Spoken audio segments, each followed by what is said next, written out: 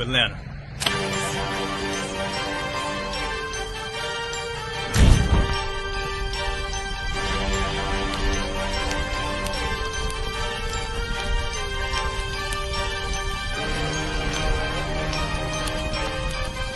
Price is Officer 5000, Jeremiah, the camp leader of Atlanta. Passover 2025, starting April the 9th, we got the lamb slaughter. April the 10th, we got General Muhammad's flag. April the 11th, we got the black party that's going to have the Hebrew graduation. April the 12th, in Atlanta, Georgia, the 56th annual Passover, the only Passover under Commander Junior Hunter. Our great and holy King has honored us for turning our lives from the darkness to the light, man. There's no greater gift you can receive than to wake up to the truth and then commit your life to saving your brothers, man. Looking in their eyes and seeing their faces and seeing what they've suffered and what they've gone through and seeing the end of it, man. It is a guaranteed seat in the kingdom of heaven, man. So in the name of our King I.S.U.P.K, we dedicate us another Passover of brothers and sisters' lives being saved. April the 13th, we got the Feast of Unleavened Bread.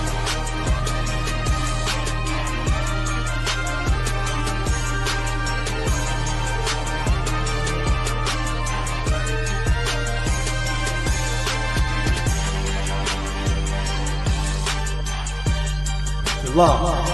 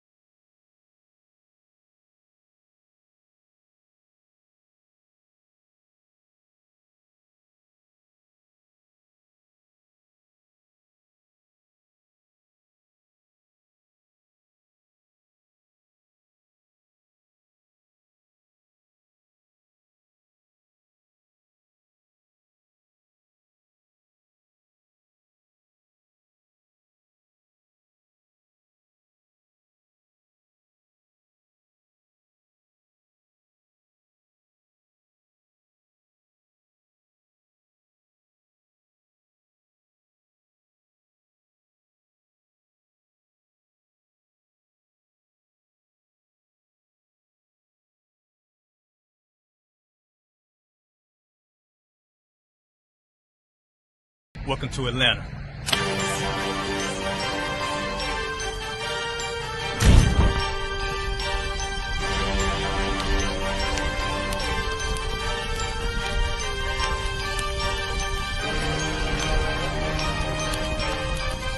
Price is Officer 5000, Jeremiah, the camp leader of Atlanta.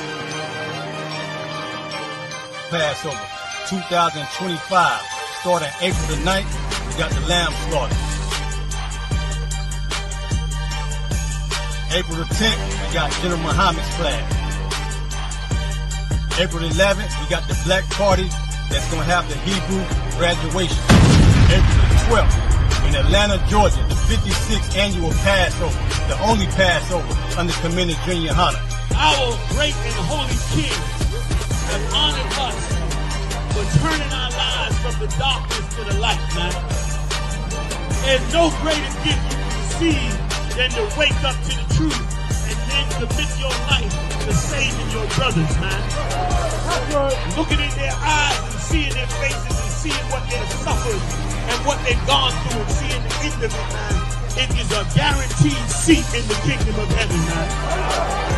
So in the name of our King I.S.U.P.K, we dedicate us another Passover of brothers and sisters' lives being saved. April the 13th, we got the Feast of Unleavened Bread.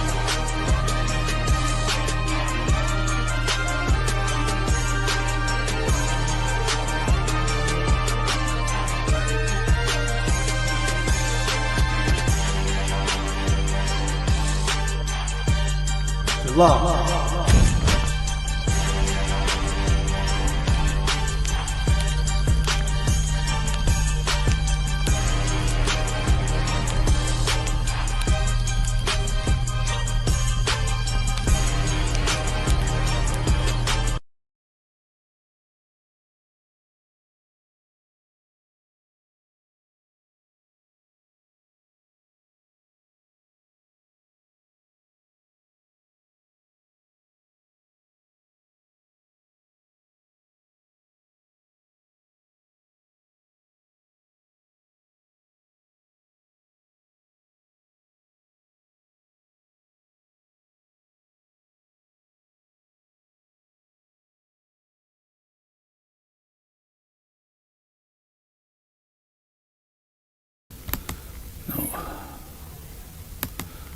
No. Testing. Testing the speakers on StreamYard. Sounds like they're working. Have a great show. Testing the speakers on StreamYard. Sounds like they're working.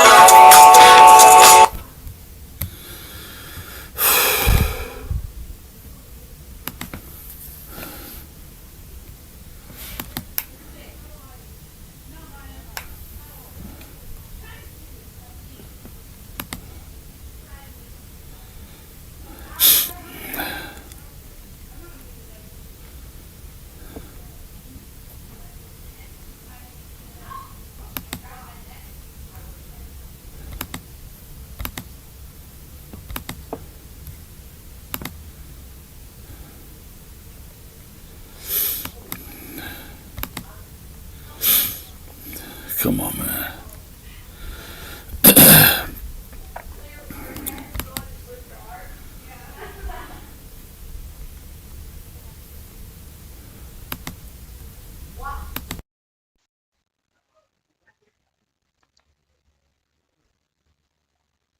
Can you hear me, Tawabia? Can y'all hear me? Okay. Yahweh by Hashem, Yahweh Shah by Rakta. Captain, Shalom. Yeah. I can't. Say that again. I can't. You sound louder. I sound a little what? Staticky, sir. All right, give me a second. I'm having a microphone problems over here. See something. Staticky. Now, do it sound better? Call, sir. All right. So, this is what we're gonna do. I'm gonna broadcast today. John Muhammad's class because he's in Baltimore, and I'm gonna put it up on the screen so that way everybody could be in his class. So just bear with me because he hasn't started yet. Hold on. I got Morgana Moth and Abadan. Everybody take a second. Llenar la hoja de asistencia porque estamos esperando el General Maharman para que empiece. Yahweh Hashem Yahushua Bakatam. Yahweh Bahashem Yahweh Thumb.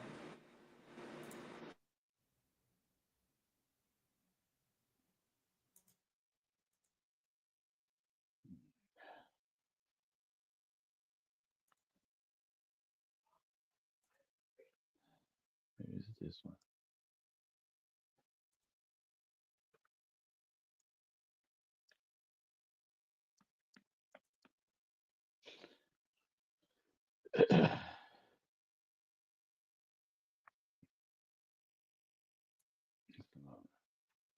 $16 minutes ago.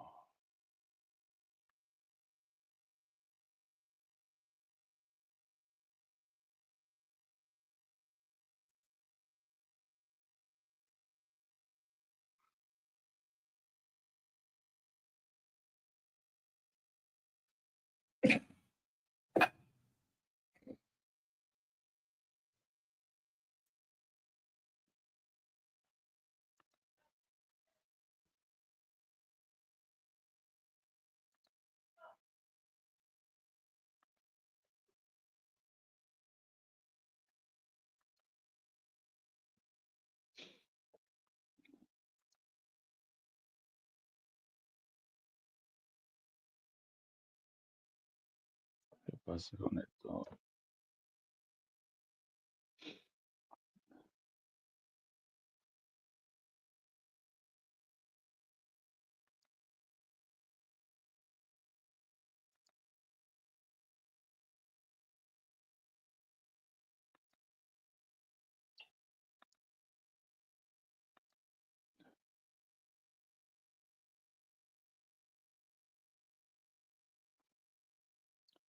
Mira, mientras tengo aquí. Yahweh Hashem Yahushua Bakatam, Yahweh Shema Altad, Hashem Yahushua, la hermana también. No se olviden llenar la hoja de asistencia. All right.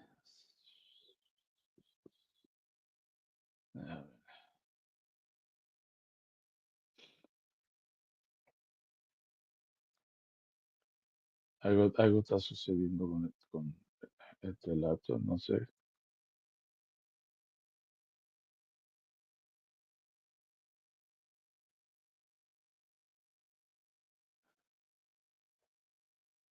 ¿Qué pasa aquí?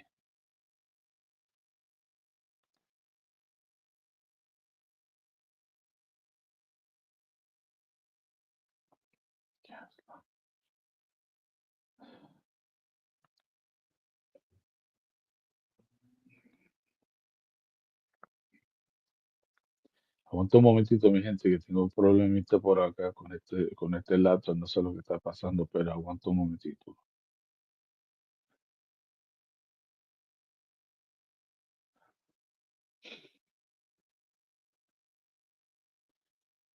All right, all the way from New York City, Deshawnee Smalls. Yahushua Alatoba Hashem Yahushua. All right.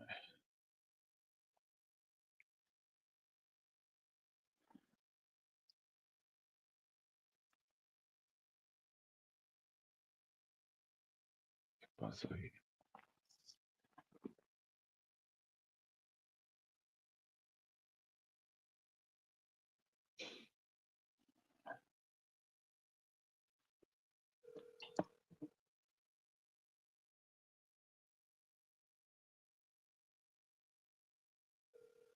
Shalom, Yeshua. Hey, let me. So are y'all?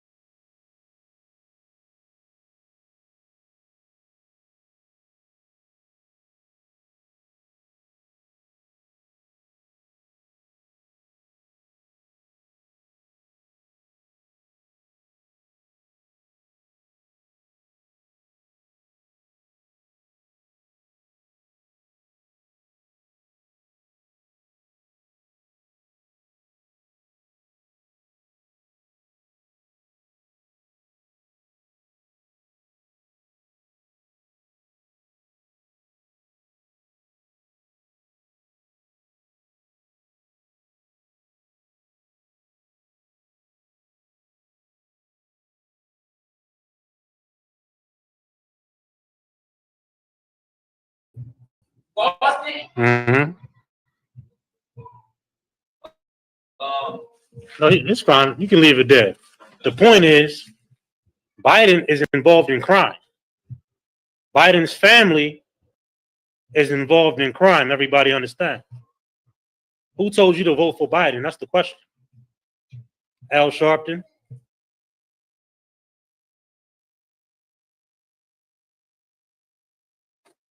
Jesse Jackson. Creflo Dollar. Who else? Jamal Bryant. Give me Isaiah 9:16 real quick. You should be ashamed, man. And then we want to follow right after these goddamn devils. Try to get into politics, trying to be the mayor, try to be the governor. Talking about you're going to change the system from within. Meanwhile, you change. What's the man's name? Brandon Scott. Don't nobody hear from him. Would he show up at a rally? Show up at the AFRAM, the Artscape? Where we at? Go ahead. Isaiah chapter 9, verse 16. Mm-hmm. For the leaders of this people, the scriptures say, for the leaders of this people. Read it from the top. Slow it down. For the leaders. It says, for the leaders. Who are our leaders? I just mentioned a few.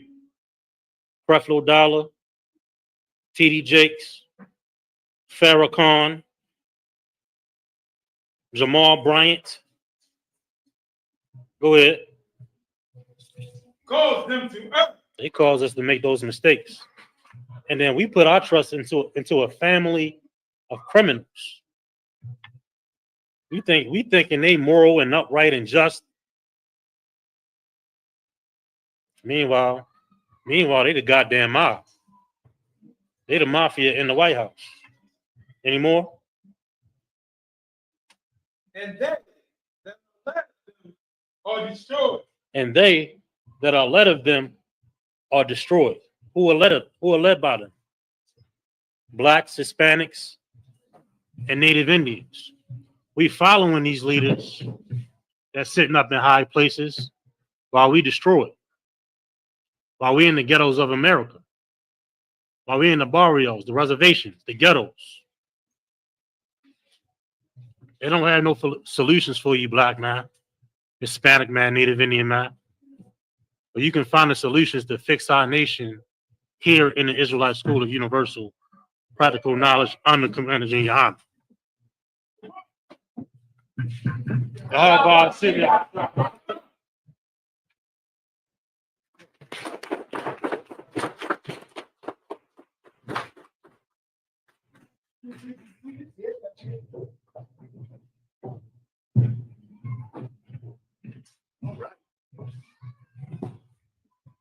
We're happy to be here with you tonight. I'll answer all of your questions, solve all of your problems, all right? Whenever you're ready, I'll take the first questions in the room or online.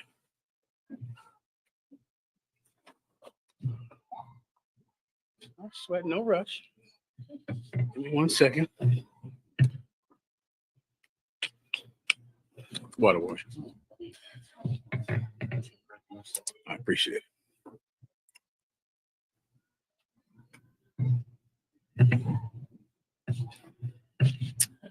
Okay, Baltimore.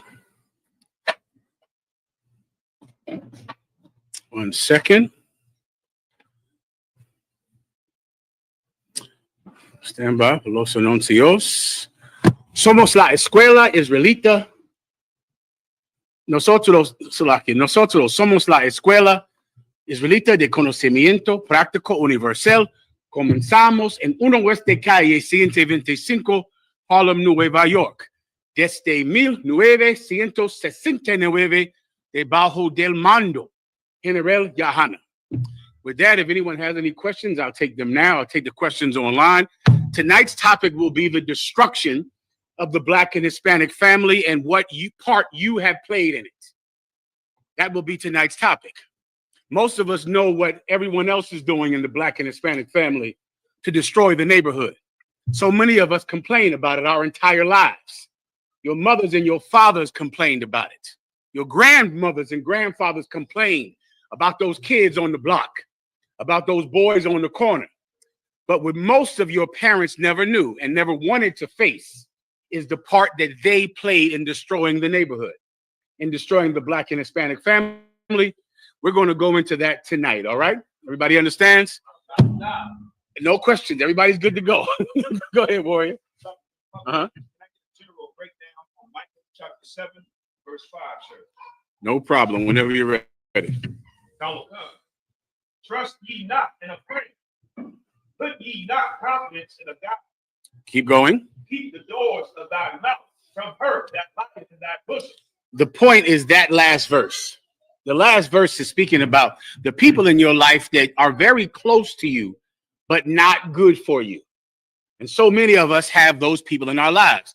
Most of the time, they're people we choose. Many times, they are people that we have not chosen, but they're still in our lives. Mainly the people, your family members, the people who you love, you're close to them, but you can't trust them. And that's what you have to understand about having family members and friends who do not obey the Lord our God. And because of your attachment to them, you'll trust them. You'll believe them. You'll do what they want you to do. You'll yield to what they think is right and what they think is wrong. And of course, then you will betray the Lord your God. And then, of course, the last one, the one you trust the most, is that woman that lays next to you in bed. You trust her the most above all of your friends, above all of your guides. But of course, she does not love the Lord because you married some slut because she had a big butt, right? Or basically because she was easy to have sex with.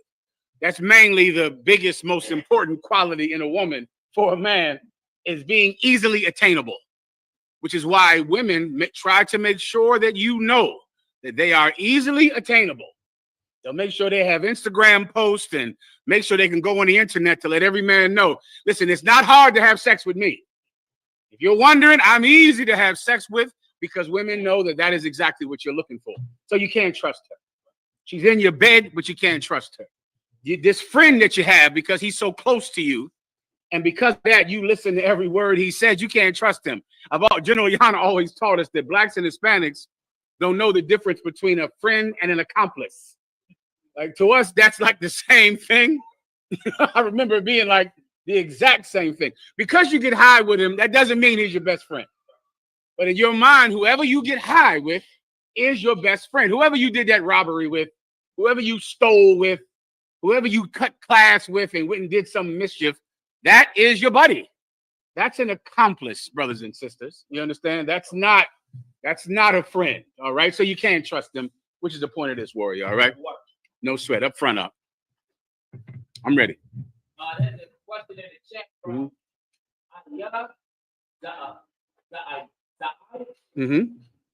he said, Salaki Halid, with all humanity, humility, Salaki, may I have a detailed breakdown of Hebrews chapter 13, verse 16 through 18. Baba Kushal, my mom and brother had asked me, it's all right. Had asked why I followed after men, and I gave them this scripture, the water. Who asked him that? His mom and his brother, sir. His mom and his brother. His mom and his brother said he shouldn't listen to men. Why does he follow after men? And I would assume that means they believe he should not follow after man, correct? Ask him, is his brother a man? Let's see his response. All right. I'll move on to the next question. I don't have any questions in the room. Everybody's good to go. I'm sorry. You want to go, Warrior? Go ahead. Oh, young brother right here. You got a question up? Please. Mm-hmm. What's the difference from a kiss and then like a dapper and from a real kiss? I got you. Okay, the difference is in that over time, the meaning of the word has changed. Now, today, a kiss is on the lips, done with your lips, right? That's what everyone says is a kiss. But a long time ago, the language was different, and a kiss meant a touch. You get my point? Like, I think I remember when I was a kid, if we almost hit the curb with a car, we would say like it kissed the curb or it kissed another car. I remember that saying, right? Well, when you read the Bible a long time ago, remember it was thousands of years ago. A kiss just meant a touch. You understand? There's another word, the word gay. You've heard that word before, right? Gay. A long time ago, gay meant happy. That's what it meant. Gay did not mean some sexual deviant, some pervert. Gay meant you were happy. But over time, the meaning of the word has changed. So the difference is in time. A long time ago, a kiss just meant a touch. And so when the Bible says greet every brother with a holy kiss, it means you touch him because you would only allow someone who you trusted to touch you. You understand? You would never go and hug someone who you didn't trust. And so that was considered a kiss because of the language being different a long time ago. You understand? Most High in Christ. Give him a hand. Well said. Well done. Okay. I'm ready to rock. Anything else? Did the brother answer the question? See, we online. Did he answer the question? Go ahead. Okay, give him a. Let me get the brother right here. Hold that question. Get it on deck, and I'll get it next. All right. Go ahead, Warwick. I'm sorry. Go ahead, brother. You want to say something? 1 second. I'm sorry. Go. Is your brother a man? Correct. That was it. All right. Go ahead. General breakdown on Ezekiel chapter 28, 12 through 18. No sweat. Christians say that this is the story of Satan. Okay. He be an angel and he was a musician. I got you. I understand. Right. No sweat. I'm ready to rock. The water for the scotch. I can give yourselves a hand. Well done. That's good stuff too. Go ahead.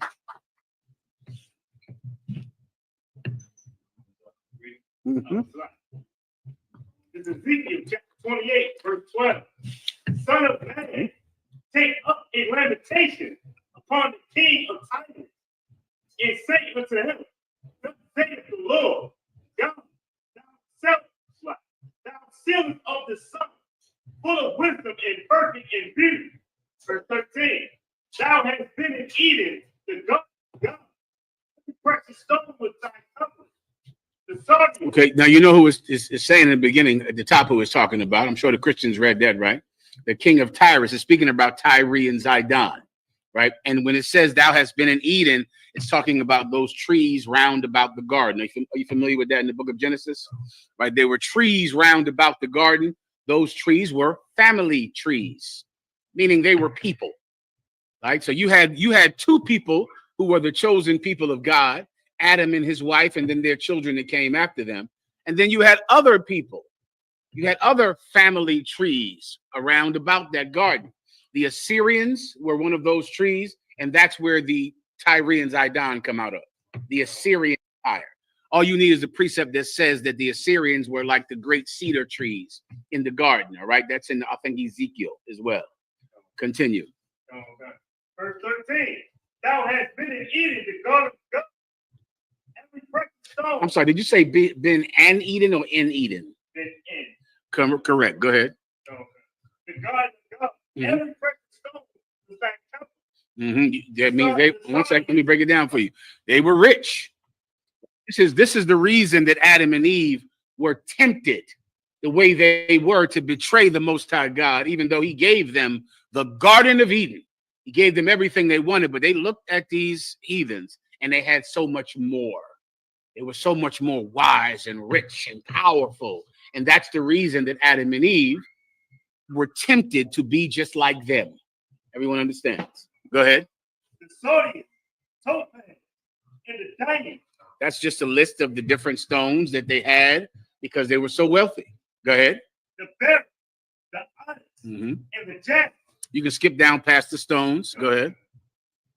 The workmanship, thy tabrets,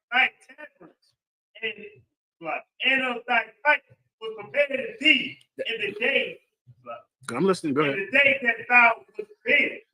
That's speaking about the instruments. Meaning the pipes, like like those things that are on an organ, those pipes, right? And the tabrets is where you get the tambourine, right? The tambourine is that's where that name comes from. Keep going. Verse 15. Thou hast walked up. Verse 14. Thou art the anointed cherub that covereth, and I have set thee so. Thou wast upon the holy mountain of God. Now thou art the anointed cherub that covereth. Now, what do the Christians say that is talking about? What do they say the covereth it means? Has anyone heard them break it down like that? Go ahead, up. It's like it, sir. My memory, I believe this is how they get Satan was in charge of the music. He's the angel. I got you. But what's the covereth part? What do they say? The cherub that covereth. What do they think that's talking about? I'm not sure, sir. No. Go ahead, Warrior. Like, if I remember, in the Christian church, they used to say that was the angel that was like before the throne, that covered the throne. I remember they said that he covers the throne of God. Did they refer to any precept?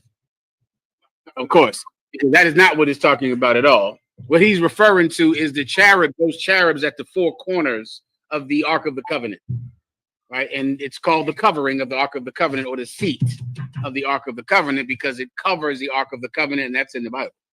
That's what it says in the Bible. All right. It's not talking about Satan becoming some angel and playing music. For the life of me, I don't know why they play so much damn music in that church. They have to run that one down to me, because if all this is about pipes and tabarils that are from Satan, then the church is full of tambourines and full of pipes. So I mean, they'd have to explain that to me. But of course, this is not talking about some fairy tale that you tell a child right before you molest him. That's not what this is about. All right, continue. And I have set thee so. What's the? Can I give you? It's talking about how rich he is. That's it. That's why he's like those good, because those four images of those cherubs are made of gold. Remember all the stones, diamonds and topaz and all of this stuff. All of this is about being rich. That's all. That's everything the Lord is trying to say, is that he is rich, rich, rich. And at the top of the chapter, it tells you who we're talking about. It's there at the top. Who is it speaking about? The king of Tyre and Zidon. It's at the top of the verse. It's telling you who we're speaking about. That's that. If you need more, please. No sweat. No problem. Anything else? Próximo, preguntas. God, Salafi, the brother said that he is a man. Then don't listen to him. All right? Because that's what he said. He said, why are you following man? Don't follow your brother then. Tell him to shut his mouth, because he's a man. Everybody understands? What I'm trying to show you, the hole in that logic, right? I know you don't see this, especially why? Because it's coming from your mother and your brother. You can't trust them. We just went into that. What you'll find as you come deeper into the truth, your mother and your brother are the reason for all of your trauma, all of it. The reason you were so sick, the reason you came into this truth in pieces, and we had to put you back together. It's because of them and the things you saw them do and the things they did to you. So now as you come into the truth, what do they say? You can't listen to no man. Just listen to me. Right. Aren't you a man? If I can't listen to a man, why do I have to listen to my brother, who is a man? See, there's a hole in that logic. There's a hole in that. This is what they really mean. Don't listen to anybody but us. Right. That's what they call men. The only listen to me, I'm your brother. Only listen to me, I'm your uncle. Only listen to me, I'm your cousin. Only listen to me. Don't listen to no man. There's a hole in that logic, cuz. If I don't listen to men, why in the hell do I have to hear this garbage coming out of your mouth? Your brother's a man, so ignore everything he's telling you, because you shouldn't follow man, and your brother's a man, and your mother's a woman. So forget both of them. Sister, please, I'm sorry.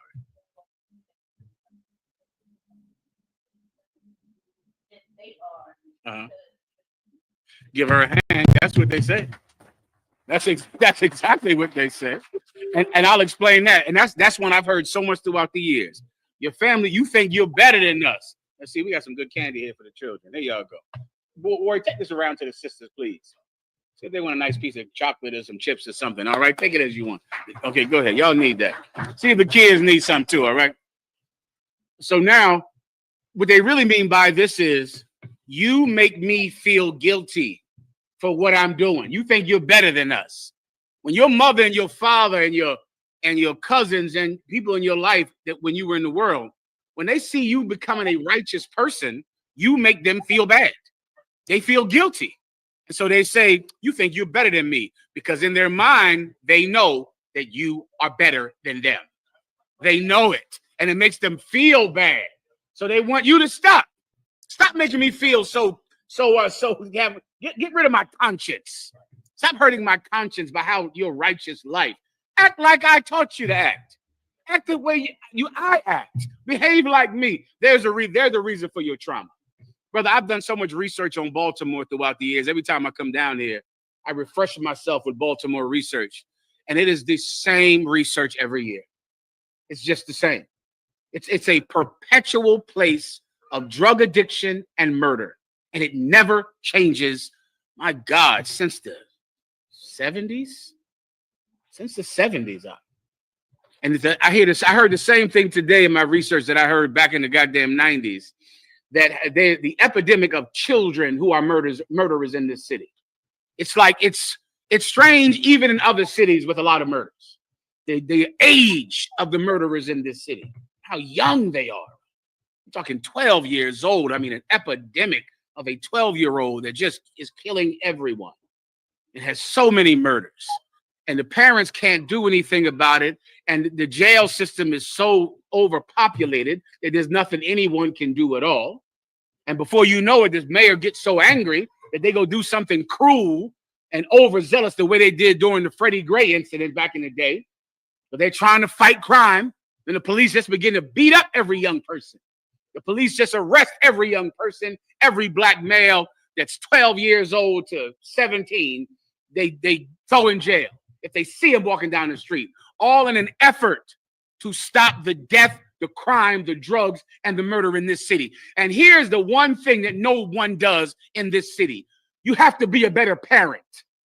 And because you're a terrible parent, these children kill each other. And the police can't stop it. The jails aren't big enough because you refuse to stop having sex with every man when you're drunk. So because of that, you have 5 baby daddies. All of them are alcoholics. You're an alcoholic, and your child, his life is over by the time he's 15.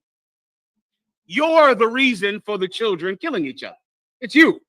It's all of your arguing that you do when you're drunk, when you're high. So now your child has to sit and look at his drunk father pissing on himself every day. What do you think that child is going to do? Be a hero? All he's seen you do all day is drink and get drunk and piss yourself. What life is he going to have? What chance does that little boy have? What chance does that girl have when she is going to get molested by the parade of men you're going to have in and out of this house? And then you're going to expect her to go somewhere and to be a credit to her community. She's not, because you destroyed her mom and brother. You destroyed them. And you're going to be begging the cops on the phone to come get them. You got one of those parents, when the minute you've watched them, you've been molested by their boyfriend, you watch them fight constantly, day and night. And then when you get out of control, your mom is going to call the cops on you. She's going to say, come get him. Come get him. I can't do nothing about it. You created him. You made that monster that's in that child. Tonight, we're going to go over it. I'm going to give you every precept about the things that you've done to destroy your children. We're going to talk about being a stinking, disgusting alcoholic. Being an alcoholic is a thing that is so crippling in your soul that it will be passed from generation to generation. The white man now had to reclassify it as a disease that's passed genetically. Genetically, because before you know it, what did he see? Time after time, father to son, mother to daughter, over and over and over again, everyone is an alcoholic. Every last one of them, because they pass that sickness, that misery, and the cure for the misery, the cure for the sickness. You pass it down to your children. Your child is going to be an alcoholic. That's what's going to happen. Your child is going to be an alcoholic. Oh, your daughter is going to be an alcoholic, and you know what that means, right? Your daughter is going to be a whore, so she can get more drinks. because she's going to be like mom. She's going to be like her dad. She's going to be just like you. You're going to change the way that you raise these children up. And please believe this. You are not going to have that behavior in the Israelite school of U.P.K. There is no one in this school more important than the reputation that Commanding General Yohana has built throughout the years, since 1969. I pray you understand. I know how you got like this. Your mom, your uncles, your friends, your high school buddies, right? The people you trust, right? The people that you trust. The people, your homeboys, right? They were there for you when you was at your rough times, right? One thing, oh, your homeboys were there for you. I know they were. I know that. I know they were always someone that would give you coke. I know they would. They were there for you. They were with you. Some good brothers, man. Some real good brothers. Those brothers are the reason that your children are never going to make it. Them. And we're going to destroy the thought of them. We're going to wipe away any love that you have for them, any feeling of nostalgia that you have for the past. That has to go. It's an enemy to your future. I pray you understand. Please, let me get the answer to the next question, all right? The next question is from Zabat Karaya. She said, Shalom Yahweh Ba'Shem Yahweh Shah Barakatah. Can I get a general breakdown on 2nd Esdras, chapter 13, verse 52 to 53? No problem. If the brother needs me to, I'll break down that following man precept. I'll do it for him, all right? I just want him to take that back to his brother. As long as he promises me he's going to go back to his brother and say, well, are you a man? Say that to your brother. And when your brother says, huh? What? Huh? Then just say it again. Are you a man? The brother will say, yeah. Then you say, get out of my effing face then. Since you're a man. I'm not listening to you. And then I'll give you the breakdown of what it actually is talking about. Go ahead, Art. Salakia, the same brother, he put a comment and he said, if I pay my Lord, please. And they didn't tell me don't follow man. Oh. They asked, why did I follow man? Well, why do they think that you are following man? Because you're not following man. So why do they think that you're following man? Mom, you're out there watching mama. Why do you think that your son is following man? Why do you think that? Please, whenever you're ready, you can answer, mom, all right? Okay, come on. Let's break it down for him real fast. Hold that question. Hold the last precept I was going to break through and give me the precept that he asked a question about. He's a very well-spoken and articulate man. And he asked an honorable question, and he worded it with grace and intelligence. And I will absolutely answer the question, but mom has to answer my question. Why do they think that he is following man? All right, go ahead. Hebrews chapter 13, verse 16 and 18. Whenever you're ready. Hebrews chapter 13, verse 16. But to do good and to communicate, forget not, for which such sacrifice. Is this the man one?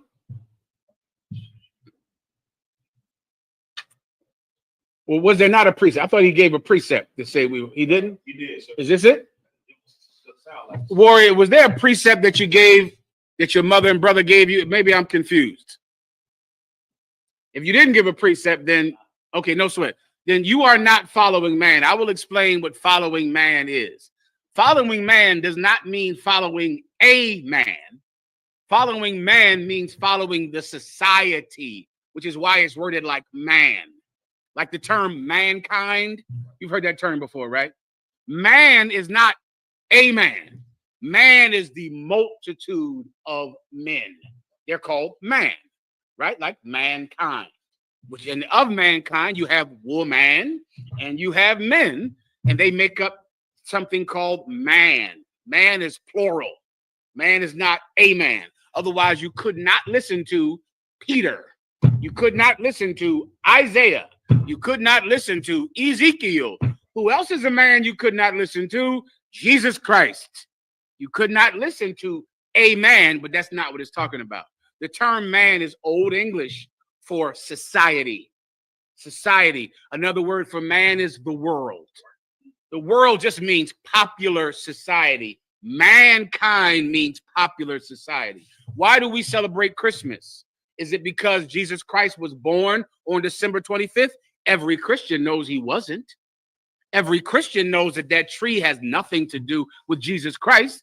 Well, Mom, why do we celebrate Christmas? Because man celebrates Christmas. Because the world celebrates it. Because everybody else doesn't. There are things that we do in society that have no basis in God. The basis is tradition. People do it. And we do it because people do it. We do it because our mothers do it. Our brothers do it. Our cousins do it. Our sisters do it. People at school do it. People that walk down the street do it. That's man. In the Israelite school of I.S.U.P.K, we do not follow man at all. Because man believes Jesus Christ is white. Man celebrates Christmas. Man celebrates New Year's Eve. Man celebrates Thanksgiving. Man sells drugs. Man murder each other. Mankind murders the weak because they're stronger. Mankind doesn't care about arguing in front of their child.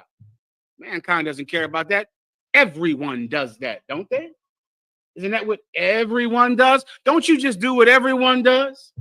That's the only criteria in your life. Does everybody else do it? So you do it. You do it. You do what everyone else does. Everyone else is man. What we follow in here are the men of God. Mama, look that up in the Bible. This man of God, profete de Dios, un profete de Dios, a prophet of God, is a man of God. But he doesn't follow man. Everybody understands? That's all you need, Mama, all right? But first, answer my question, though. Why do you think that your son follows man? If she has the answer or he has the answer, I'll take it. All right. If not, I got to move on. Good to go. The second question is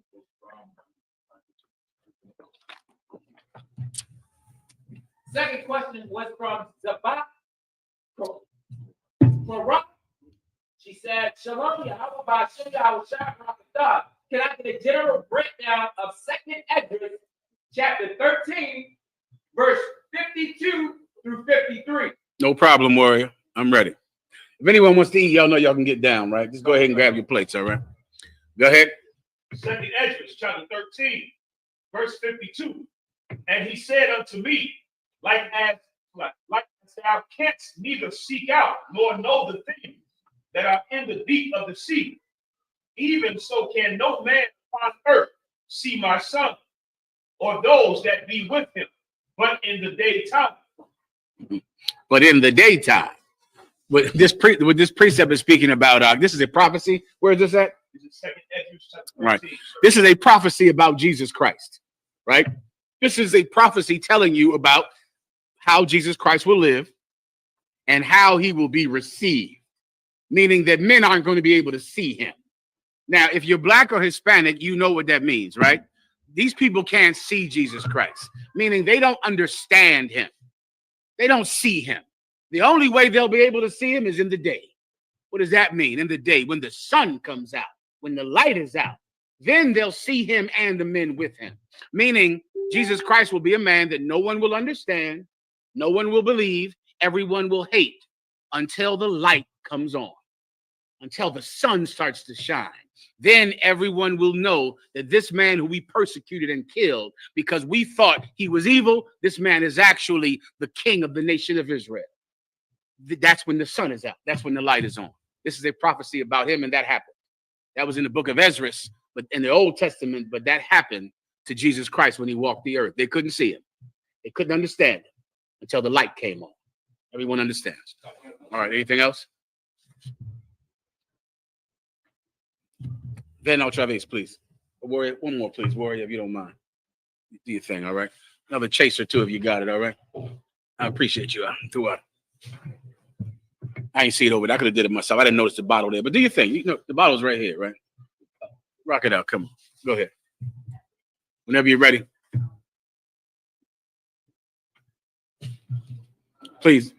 Let me get the brother in the room. Go ahead. Want to say the same verse? Mm-hmm. see what it says.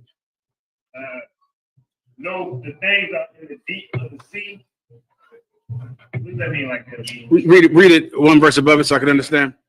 He said unto me, like thou canst neither seek out nor know the things that are in the deep of the sea. Mm-hmm.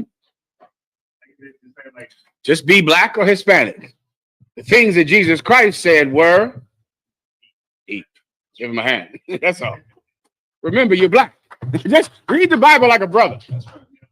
Like as you cannot seek out or see the things deep in the sea, you're not going to be able to see him out. He's too heavy. The things he says, it's just too deep for you. You don't get it. You're not going to get it until the light comes on. Bing! Now I got it. The light just came on, right? The light is on in here. But when he was walking the earth, it was dark. It was dark. No, I thought water warrior. No one understood him then. Now they do, because the light is on. All right. Anything else? No sweat. Go ahead, Al.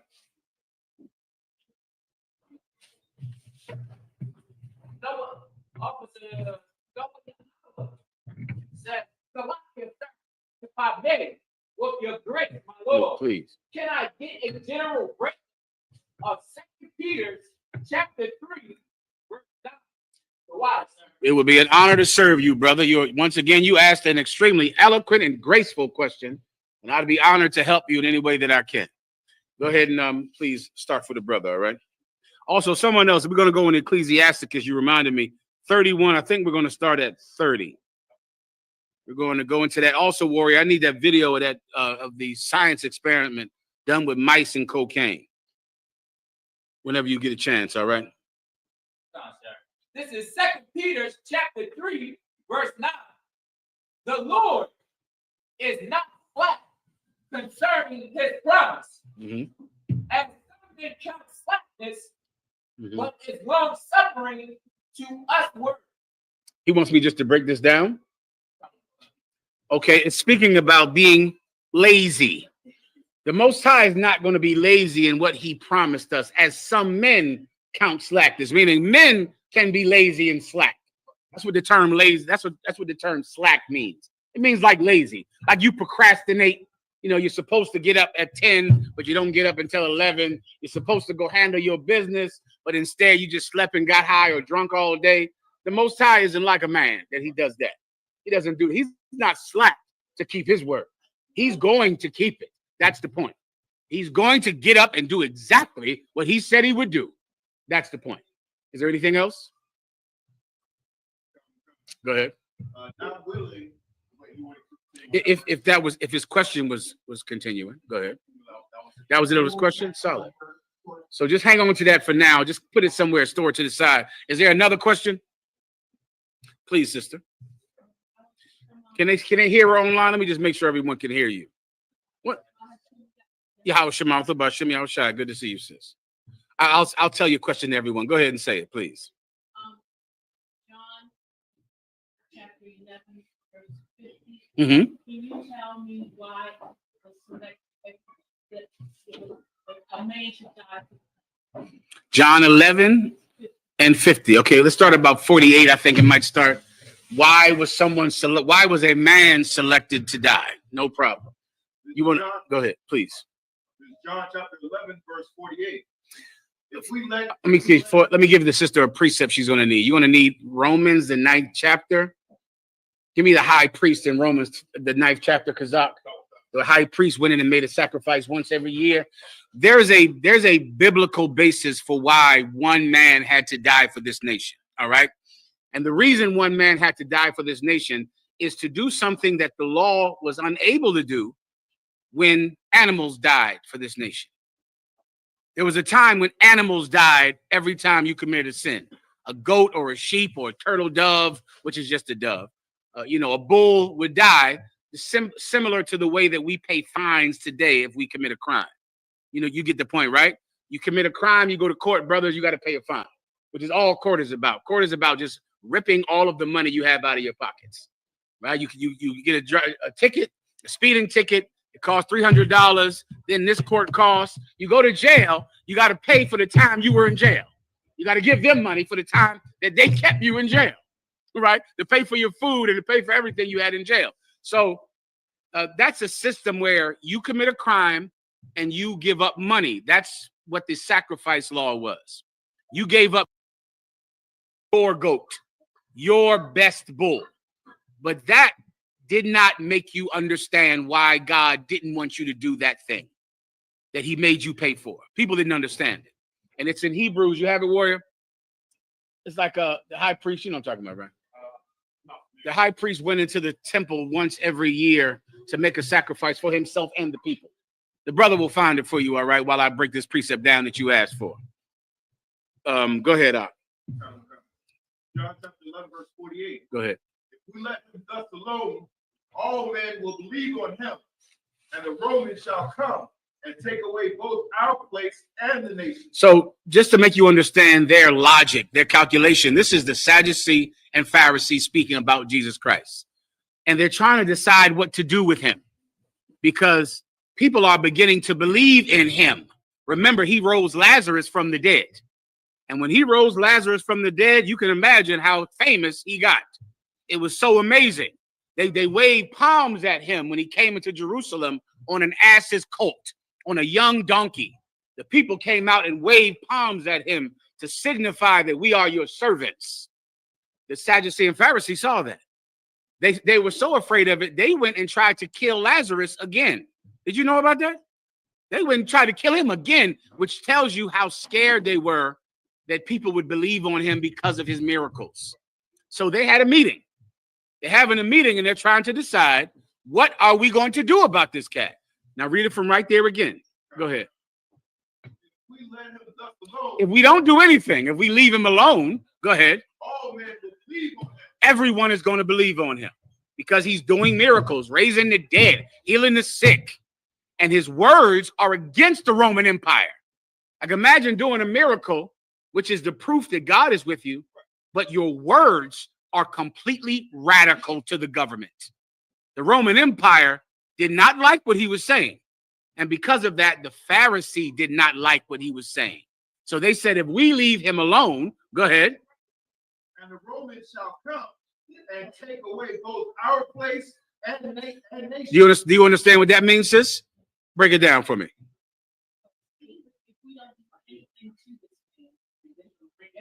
Everybody will believe on him, and then to get them, the Pharisees and the Sadducees. Well, it said the Romans will come and take away our place and our nation. So if everybody believes in Christ, who will the people rebel against? Sister. It's right in front of you. Say it one more time.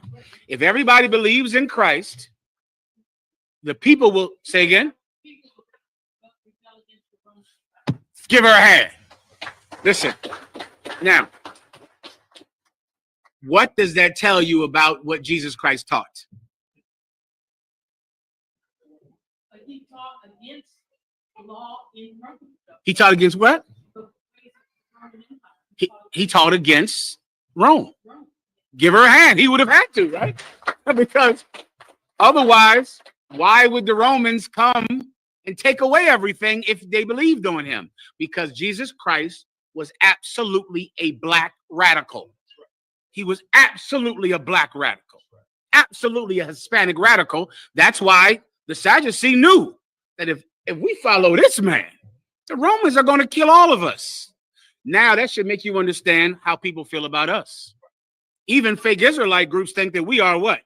Nuts and crazy and radical out of our damn mind. Everyone thinks that. They thought that about him too. Now you also should understand why that preacher got up there at that inauguration and said, he's Jesus and Jesus and Jesus. That preacher is trying to save your life. Do you understand? Martin Luther King was trying to save your life. They're terrified of white people, terrified of them. And they behave in a way that makes white people comfortable. Jesus Christ, however, did not behave in that way. You get me now, right? Read it from the top and keep reading. Go ahead, Warrior. Hold that throughout it. Keep going again. John 11:48. If we let him thus alone, all men will believe on him, and the Romans shall come and take away both our place and nation. What's their place? their position as being leader of the Jews. The Romans are going to take away their place. Why will the Romans take away their place? Whoever can give me this, I'll be impressed with it. Why would people following Christ make the Romans get these Sadducees out of their place? You know, sis? If not, I'll ask around. Well, first of all, what's their place? Like a city within. Not like place means their position. Leaders. The Romans will take away their position if the people believe in Christ. Who put them in that position in the first place? Give her a hand. You understand? They know your preacher is in that position because white people made him in charge of black people. Martin Luther King was not chosen by black people. Baltimore back in the day could not stand Martin Luther King. Baltimore has always been a black radical city forever. And that garbage that Martin Luther King was talking back in the day did not fly down here. You better ask your grandparents. That old peace garbage did not fly in Bmore. It was certain places where those big churches were, where it was accepted because white people made them accept it. Even in the South, in Memphis and down there, black people didn't like it, but white people did. And so white people paid him money, propped him up to be the leader of black people. The Sadducee and Pharisee knew that if the people believe in Jesus Christ, the Romans will take away our place. What's a place? Position. That's your place. And they'll take away our nation. How would the Romans take away their nation? They won't allow the Jews to govern themselves anymore. You understand? Like you're in a city where you have a black mayor, a black, police chief, black everything. If white people see that you're too radical down there, before you know it, you got a white mayor, a white governor, a white police chief, white everything, because you're not keeping those niggers in check. Your preachers are paid by the Romans, paid by America to keep black people in check. Give me Malcolm X saying it about Martin Luther King. Pause 1 second, sis, and I'm going to break this all the way down for you nice and flat, all right? We'll keep going while the brother is finding it. Keep reading the precept, please. Verse 49. And one of them named Caiaphas. So now this was this cat, Caiaphas, not this one, the one with Malcolm X. This was one of the chief priests named Caiaphas. He was in charge at that time, and he had an idea. He said, what? Go ahead. Being the high priest that same year, said unto them, ye know nothing at all. He said what? Ye know nothing at all. He told them, man, you don't even understand. We're not leaving him alone. We can't leave him alone. Because why? Because if we leave him alone, we're going to lose our job and the Romans will govern us directly. They're not going to let us govern ourselves anymore. Continue. Verse 50. Nor consider that it is expedient for us. It is what? Nor consider that it is expedient for What us. does the term expedient mean? Expedient means efficient. It makes sense. It is expedient for us. Go ahead. I'll give you a second. Go ahead. Nor consider that it is expedient for us that one man should die for the people. One man should what? Should die for the people. So this is just their logic. Their logic is instead of the Romans coming and us losing our job, them putting a Roman governor over Jerusalem, it's better that we kill this cat and so we can keep our jobs and keep governing ourselves. It just makes sense. Now let me play for you Malcolm X saying the exact same thing about Martin Luther King. Go ahead and play it out whenever you're ready.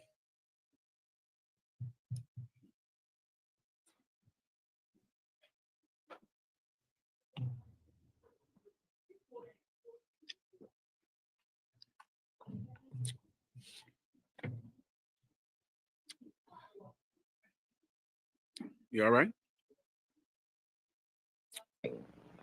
Preaches a doctrine of non-violent Rewind, insistence upon the rights. All the way to the beginning.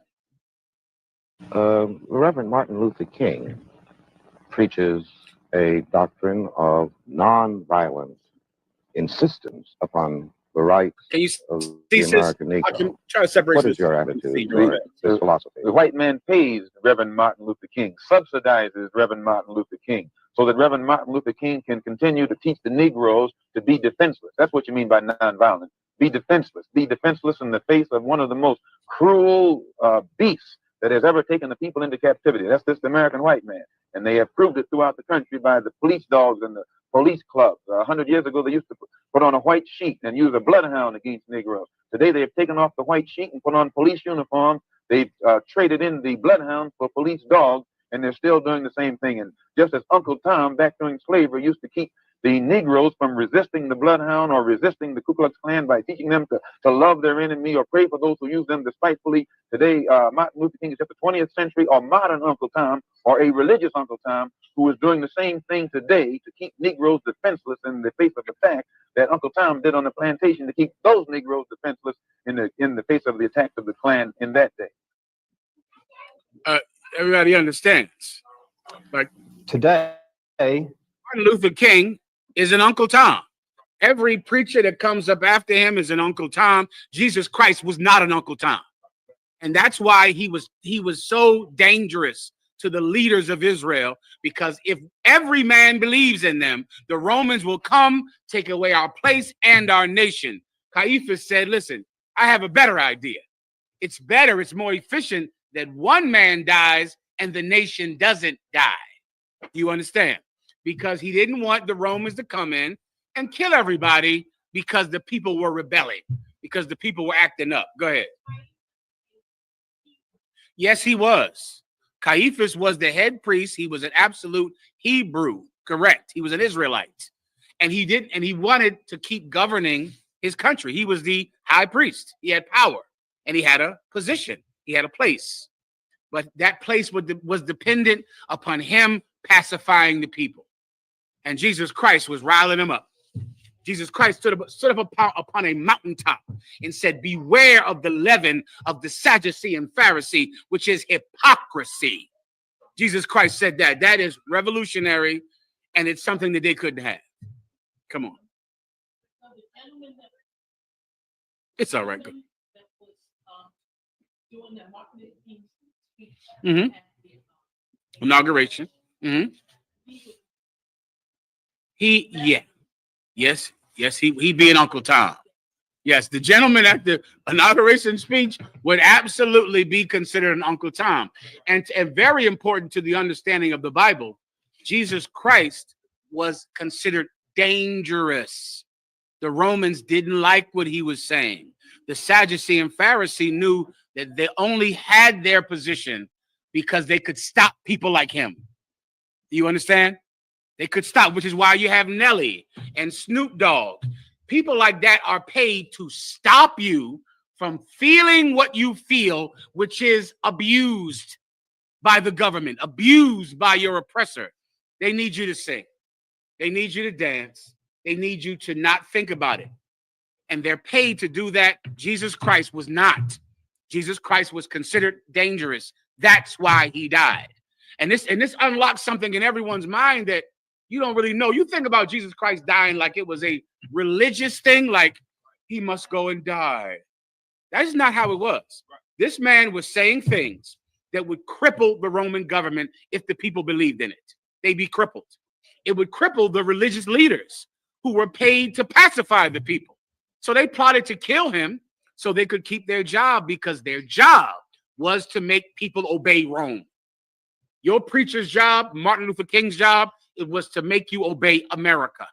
Over there in Great Britain, you have preachers over there. Those preachers' job are to make you obey the British government, to make you obey Downing Street, to make you obey Buckingham Palace. There is always a Black or Hispanic or West Indian preacher whose job it is to make you behave like white people want you to behave. Jesus Christ was not that. That's why they killed him. Do you understand?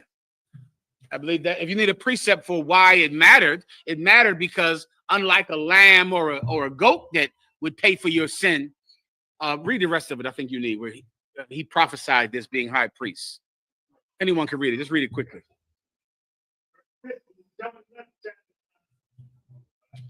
Verse 50. Noah considered that it is expedient for us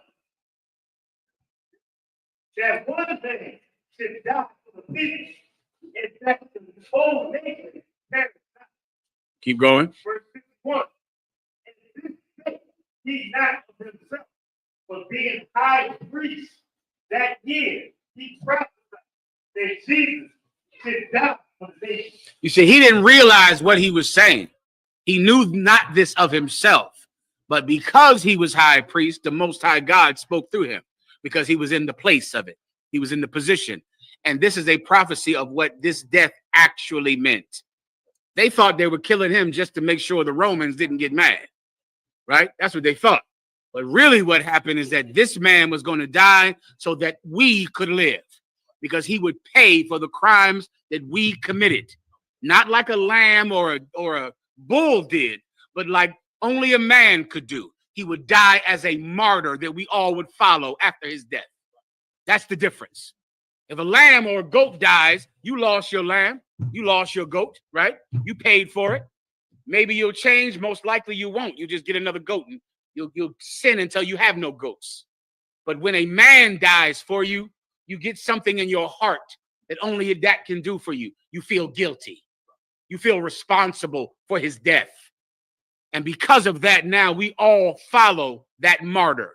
We all follow that man. And God said, if we follow him, then he'll forgive us for what we've done.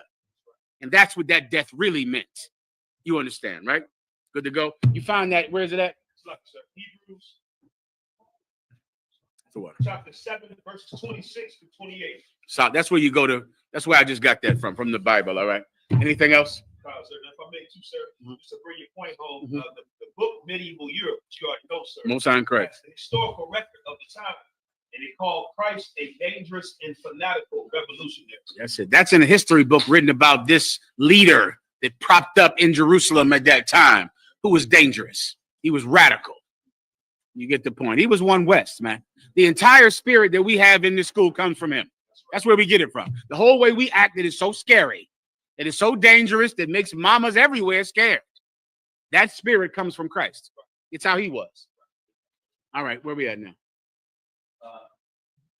We have one question from Captain Osh and the brother that you answered this question earlier. All right. One of his family members responded. Please. Let me get Osh's first, and then let me get the brothers. This is I.S.U.P.K. Puerto Rico. I.S.U.P.K. Puerto Rico. Go ahead. This is the sister is in the Dominican Republic.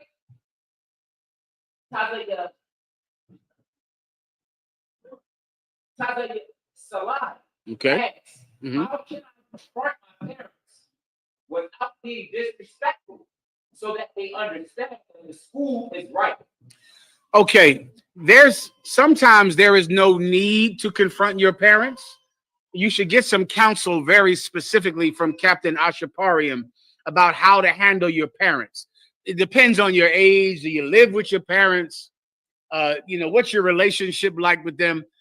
Ashaparium can give you a very specific counsel on how to deal with your parents based on your situation with them. If you live with them and you're, 15 or something like that, then you have to deal with them differently than if you don't live with them at all. And if you're grown, you'll find if you're grown, you don't need your mama's approval. If you're grown, you damn sure didn't ask her if you could sell drugs. That always kills me every time I hear that. You come in the truth, it's like, but what if my mom doesn't approve of it? I don't think your mom approved of you having sex with that girl on that couch downstairs in the basement either. I don't think you asked. Did you ask her about smoking that weed? Like when you come into the truth, now you need your mom's approval. Now you can only do what mama says. I hear you. That's not, I don't think you thought like that though. I don't think your mom told you to go get in that gang or sell drugs or have sex with all them whores. You didn't ask her permission. You just did it. Well, what you'll find is when you come into the truth, sometimes you just got to go do it. And mama is not going to like it. You don't have to confront her. Just do it anyway. Do it like you had sex with all them girls or when you gave out them blowjobs when you were a little girl and you're giving out blowjobs all through the high school. Did you say, Mom, should I give out the blowjob in gym class? No, you sure, Mom? Hey, Mom, should I sneak this boy in the house when you at work? Hey, sisters, did you ask your mom about that? Did you say, Mom, should I sneak this boy, climb through the goddamn window to the house and come in while you at work? You ain't asked your mom about that. You just did it. Well, when it comes to joining the UPK, just do it. Why ask her? What the hell? Now you need her permission. Now. This is the first time in your life you went to get permission from anything. Mom, should I fail every grade? I failed every grade, but I ain't asked. I went ahead and failed. You know? I just went out and cut class. That's all. I never asked permission to cut class. Just join the school. Just do it. You don't got to confront her. Just do it anyway. Okay, but now besides that, talk to Captain I.S.U.P.K and he'll tell you how to deal with your mother in more specific terms. Okay? All right, next. The question from I.S.U.P.K, he said that his brother laughed and said he follows himself. Oh, well, there you go. Well, brother, you're a man. So if you follow yourself, you are still following man, according to you, brother. Right? If you follow yourself, you're a man. So ask the brother, is he a man? Say, are you a man? Then I got to move on because this is stupid. All right. Anything else? Go ahead. So we have a question from Barak Yahweh. Mm-hmm. He said, Yahweh, if I may, get a breakdown of 1 Samuel chapter 18, verse 25 through 27. All right. No problem, Mark. Go ahead.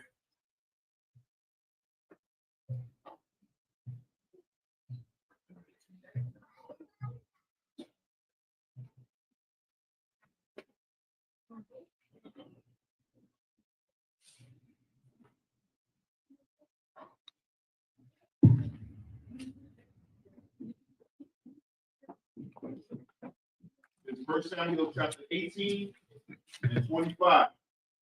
And Saul said, thus shall you say to David, the king desires not any dowry, but 100 foreskin of the Philistines, to be avenged of the king's enemies. He just wants a breakdown on this. This is when David killed Goliath, right? That's what it sounds like. When David killed Goliath and Saul was offering for whoever would step out on the field. Goliath is a big giant. Imagine this big cat. And this was done back in the day. This might have ended even in white society. This would go on during the time of the Greeks and the Romans, where if two armies were going to fight each other, there was a custom that instead of the armies fighting, you could pick one person out of each army. They would fight each other. Whoever won that fight would have to give up to the other one, right? And this is something that went on. This might have went on, a long time. I think it might have stopped with the Roman Empire. Well, Goliath did that. It was a time when the Israelites were about to battle the Philistines. And as is the custom, the Philistines said, instead of all of us fighting, you let your champion fight ours. So then their champion stepped out from among the Philistines, and goddamn, it was a 9-foot monster. I mean, you got to imagine imagine a giant basketball player, an African, whose head is touching the rim, but he's 300, 400 pounds. He is gigantic. His armor, you can't pick up. His helmet, you can't pick up. He stepped out in front of the Philistines and said, listen, just let the best of your men fight the best of mine. That's what the king of the Philistines did. And the best of his was Goliath. And so they're sitting out there, brother, waiting. And the Philistines are laughing at Israel, laughing because no Israelite would step up and fight this giant. None of them. Well, one day, David was this young cat who was taking food to his brothers. He was young and he would really not even be there. He would be tending to the sheep. But his father said, your brothers are out there about to fight the Philistines. Go run them some food. So David packed up some food to give it to his brothers. When David got there, he sees some giant standing in the middle of a field and nobody out there with him. And he said, what's going on out here? He said, yeah, that's Goliath. He challenged the whole army of Israel. And whoever fights him will get to marry Saul's daughter. And they will get gold and wealth and be Saul's king. And David said, well, why won't anybody fight him? And they said, and when he said this, his brother said, David, get out of here. Go back, leave. because I know how you are. That's what David's brother said to him, because David was just known to be a Judite that just liked to fight. He was a troublemaking Judite kid. And so when he said, well, why is it nobody will fight him? His brother said, leave, David, because I know how you are. David said, forget all of this. David went and told somebody, listen, I'll fight him. I'll do it. You mean I'm going to get the girl? I'm going to get money? I'll do it. So then they heard him say it. They brought him before King Saul. And King Saul said this to him. Now, this is where we are right now. Go ahead and read it again. Verse 18 and 25. And Saul said, this thing got clipped, dog. I said something terrible, and this thing it done destroyed us up. I don't know. I didn't even say anything bad. I don't know what I said to destroy the whole internet. Go ahead. Thus shall he say to David, the king desires not any dowry, but 100 foreskins of the Philistines. Listen, the king, you want to marry my daughter? I don't want a dowry. Because remember, you paid a dowry if you wanted to marry someone's daughter. The king said, I don't want a dowry. I want 100 foreskins of the Philistines. That's what I want. I want you to go cut the skin off of their penises. I want them gone. It's a slang for he wants them to kill them. Because everyone else except for Israel was uncircumcised. So it's a way to say, you uncircumcised heathen, I'm going to take 100 of your foreskins. It's meaning I'm going to kill 100 of you. So Saul doesn't want money for his daughter. He wants the Philistines dead. That's what he wants. Keep going. To be avenged of the king's enemies. Mm-hmm. But Saul thought to make David fall by the hand of the Philistines. Okay, I'm thinking, no, I'm not. This is not the story of David and Goliath. This is farther out after David killed Goliath. This is when David was just he was now in the army of Israel. He was rough and tough and famous, and Saul was jealous of him. All right, that's what we're reading about now. What was the question in specific? This is not David and Goliath. This is afterwards. Go ahead. All right, so this is the time when King Saul wanted David to die because King Saul was jealous of David. He was jealous. David began to just be so powerful and rough. And remember, King Saul sinned against God when he refused to kill every last one of the Amalekites. And God was against King Saul. And King Saul knew that God had turned his back on him. And the Lord was facing David. David was shining and glowing and more powerful. And it began to make King Saul feel very threatened by him. So then he plotted on ways to just make David fail. He wanted David to die in a war. So he says, I don't want a dowry. I want you to go kill 100 Philistines, hoping that David would run out there, try to kill all these Philistines, and then David would get killed. You get my point? That's the point of this. Keep going. Let me know when we're done. Go ahead. Verse 26. And when his servants told David these words, it pleased David well to be the king's son-in-law, and the days were not expired. You see that? When David heard this, he said, great. You want 100 foreskins, you getting them. That's how David was. David was a man after the Lord's own heart, brother. David was a warrior. He was a goddamn warrior. He was a killer. That's who he was. He loved to fight. He loved it. It just brought him such pleasure to be able to have the Lord guide his hand in battle. So when he heard this, he was happy about it. Keep going. Wherefore David arose, he and his men, and slew the Philistines 200 men. He did it. Saul thought he would get killed. Instead, the Philistines got killed. Keep going. And David brought them foreskins, and he did it. He went there, killed these men, cut their throats, pulled their pants down, cut the foreskins off of their penis, and then said, here you go, my lord, as ordered, just like you asked. Saul thought he was going to get killed. Instead, the Philistines lost their foreskins. Continue.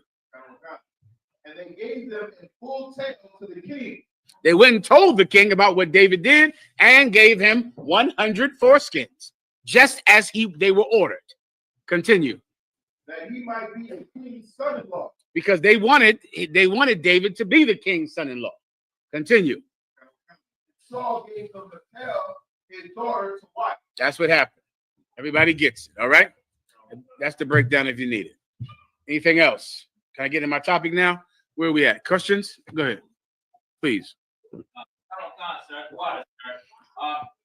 just asked in Malachi 4:6 when it talks about bringing the fathers back to their children. Right. Would it be good for me to use Trump when he changed the law about child support and also putting a limit on their DBTs on. Okay. Has that law actually changed? I would double check. I think he put the law on the snap.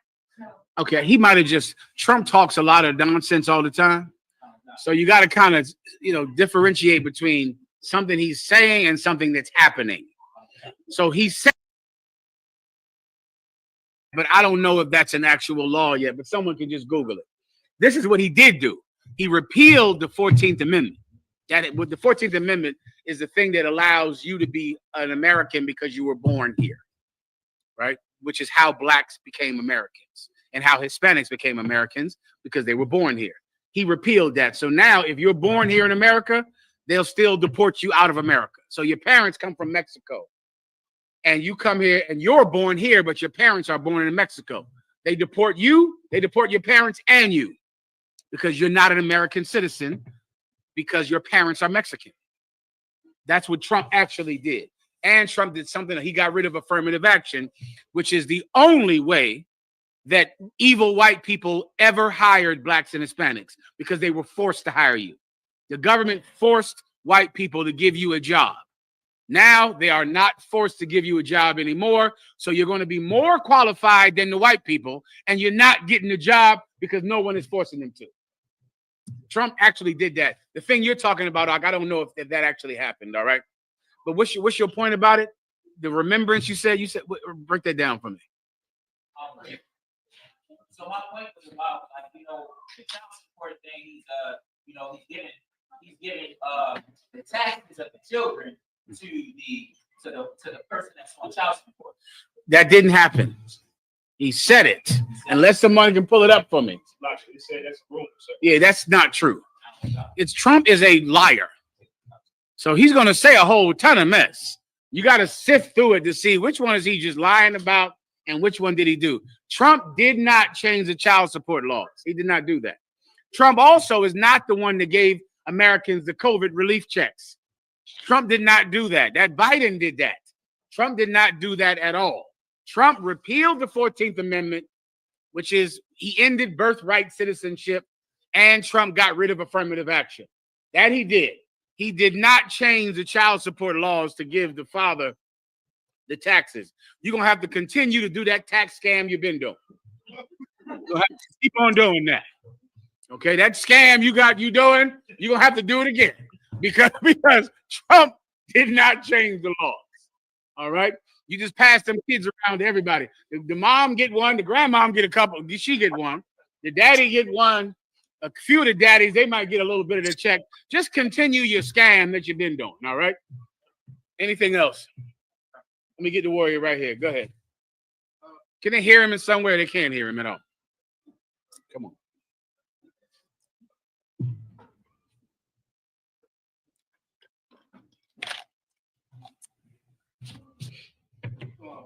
Shalom, warrior. Mm-hmm. 2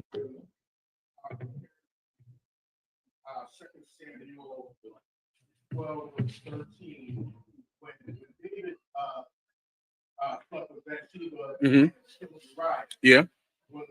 He had him killed. Had him killed. Right. Go ahead. So when David approached him and told him what would happen, right? He said, David said, 2 Samuel 12 verse 13. Mm-hmm. And David said unto Nathan, I sinned against the Most High. Nathan said unto David, the Most High also hath put away thy sin, thou shalt not die. And then I'll compare that to 1 Samuel 15 when Saul had sinned. Mm-hmm. And it says, 1 Samuel 15 says, mm-hmm. And Samuel said to Saul, I will not return unto thee, for thou hast rejected the word of the Most High, and the Most High hath rejected thee from being king of Israel. Mm-hmm. So my question is, how come when Saul sinned, the Most High completely rejected him as being king. But what David said, it said, the Most High put away his sin. I'll explain. Let me explain to everyone what your question is. There was a time in Israel, right, when King David had sex with another man's woman. He committed adultery. Then when the woman got pregnant, because the woman's husband was so loyal to him and so faithful, he sent the woman's husband to the front line of a battle, believing that he would get killed, so that then he could have his woman and have the child, and it would be lawful in the eyes of the people because they would think that he had the baby after the husband died. So he orchestrated this man's murder because he had sex with his wife. You understand? The prophet Nathan came in, made David understand what an evil thing he had done to take the one woman that this man had when David had many women. And this man was faithful and loyal to him. David fell on his face, and Nathan said, prepare for the Lord's judgment. David fasted for 3 days, didn't eat or drink, laid on the floor.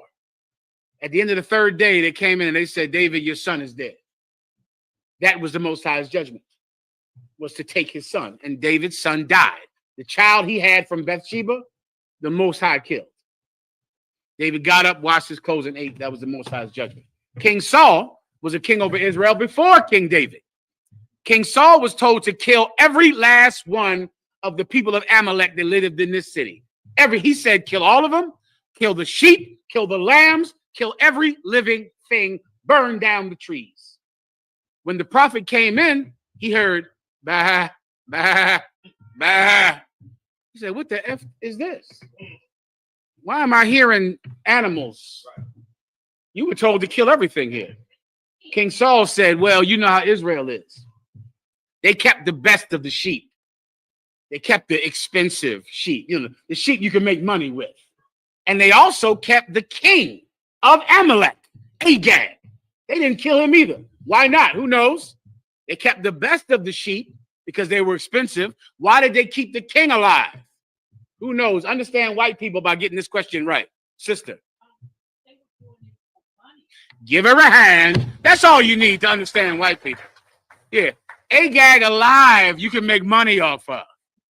Right? Because you can get a ransom for him. You can get some money for him. The sheep alive, you can sell. They kept the king of Amalek alive for money. Well, the prophet of God, I believe it was Samuel. Samuel said, because you've done this, the Lord thy God will no longer be with you. And he said, bring King Agag to me. King Agag came out there creeping, all slow. And he said, surely the time of death is past. Surely you're not going to kill anybody else. You've killed all these other people. And the prophet Samuel, I could cry from even saying this because it's so beautiful to me. Samuel said, because as thy sword has made mothers childless, so shall thy mother be childless. And he took out his sword and he hacked him in pieces. And it's beautiful. It's just a beautiful, beautiful precept. He went to King Saul after that and he said, God is not going to be with you anymore because you did this. Then after that, King Saul felt guilty. King Saul realized that God was not with him. And he had this young cat coming up in his military who God was with. You could see it in every battle. You could see it in everything he did, that God was with this man. He got nervous about David, was scared of him taking over because he knew that Samuel said, God is not with you. Then after that, he went to a witch. He felt so scared because Samuel then died. He was so scared he would not be king anymore. He went to a witch to talk to Samuel. When I say a witch, I mean, those seance people that women love to go to. You get to talk to your grandmom and all that. He made a law against it. And then he went to one. And before you know it, the witch had a real vision for the first time. Because that's a hustle and a lie. And it was Samuel. And Samuel said, you're going to die for doing this. And then he was killed by the Philistines. So to your question, why did the Most High God allow David to be king and did not allow Saul to be king after he did this? And the answer is the Most High's judgment based on your history. And that's how all judgment works. You're going to see the same thing in the Israelite school of U.P.K. In the Israelite school of U.P.K, there'll be one brother, he'll be kicked out of the school for doing something. Then this brother will do it, he won't be kicked out of the school. And you'll wonder why. If you ask, I'll tell you, because I'm going to be the one to kick him out. So I'm the one you should ask. Because Commanding General Yohana, we have a good system in here. He brings the men in and I kick him out. And that's our system. Okay? That's how things work. He fishes people in. I do everything I do to kick him out the school the minute he brings them into the school. So now you should ask me about it when it happens to you. You ask me why I didn't kick this brother out, but I kicked you out. You can just ask. I'll tell you why. It's history, young man. It's history. And your history talks about your potential in the future. So this brother, David, did this terrible act of adultery. Did he lose the kingdom? No, he lost his son. David didn't have the terrible history that King Saul had. King Saul had already not killed the Amalekites. Then he went to a goddamn witch. Enough is enough. Do you understand? Remember, after he didn't kill the Amalekites, he was still king. He was king and chased David all over the country trying to kill David. When David did nothing wrong. Tried to kill David over jealousy for years. He was still the king. David had to starve. David and his men were in caves, starving, running from their own government. David was in such hunger that he had to go, and David went and had no weapon and had no food.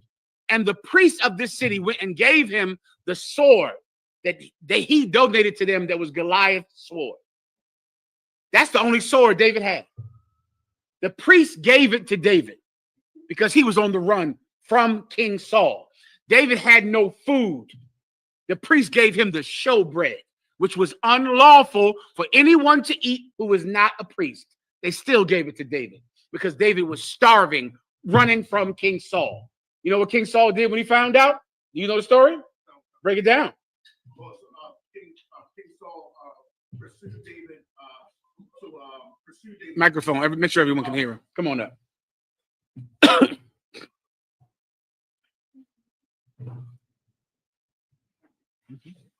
I think it was 2 parts. When Saul, when they gave the bread, Saul went and killed all those priests. Slow that part down because that matters that's his history, right? He was still king. This is after he did not kill Agag, did not kill all the sheep. He's still king. He's chasing David for nothing. Then the priest that gave David bread and gave David the only weapon he could have, which was Goliath's old sword that David gave to the priest. He went to these priests, and when he found out that they gave David bread, he told his army to kill the priests of God, 9 of them. Would the armies of Israel do it? The Israelite military would not do it. They refused because these were anointed priests of God. They said, law, sir, we cannot kill the priests. But he had a white man there. The white man said, I'll do it. They won't do it. I volunteer. That white man pulled out his sword and killed 9 priests for feeding an innocent man on the run from an evil king. Brother, his history mattered. And that's in every judgment. It's like going to court. One brother, he's a first-time offender. You got a record as long as my goddamn arm. You're dying. King Saul lost the kingdom because he deserved it based on his. Go ahead, warrior. Give him the microphone, the young brother. Go ahead. The reason why that white man wanted to kill all those priests because that white man hated our people so much that he volunteered to kill all those priests that were under God. Give him a hand. Because he's telling the goddamn truth. The Holy Spirit is with this young brother. He's absolutely correct, and he said it like an officer. Well done, warrior. Well done. Good job. Get the brother the microphone right here. All right, where are we at now? Go ahead. Good to see. Shalom, brothers. Go ahead. Yeah, a question from headquarters. Go ahead, headquarters. All right, go ahead. This is the question from headquarters. They asked for a general breakdown of Deuteronomy chapter 32, verse 8 through 9. Go ahead. Deuteronomy 32 and 8. When the Most High divided the nations their inheritance, when he separated the sons of Adam, he set the bounds of the people according to the number of the children of Israel. Verse 9. For the Lord's portion is his people. Jacob is the lot of his inheritance. He wants me to just break this down for him. Okay, this is like explaining how the Most High distributes the land on the earth. Meaning the Israelites get the first portion of land. So first the Israelites are given their land, and then based on that, the heathens get whatever's left. That's what this precept is saying. So the first thing is we got this whole planet Earth, right? First, we got to make sure that the children of God get their portion of the land. The Most High gave us what's called today the Middle East, which is the best and most prime real estate on the planet Earth. And when I say the Middle East, I'm not just talking about that little slither that they call Israel today. I'm talking about the entire biblical land of Israel, which would include Saudi Arabia, Afghanistan, the United Arab Emirates, Qatar, Iraq. The entire Middle East is your homeland. So the Most High God, when he gave every nation their land, he set their boundaries based on our land. He gave us the best part first. And then they divvy up the rest of the planet. And then now, as long as they serve Israel, then they can survive and live whatever life that they can live. All right, good to go? Anything else? Come on. Please.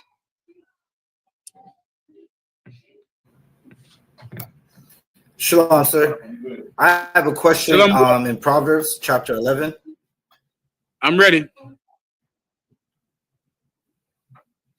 Shalom. I'm ready. Go ahead. The question is in Proverbs chapter 11.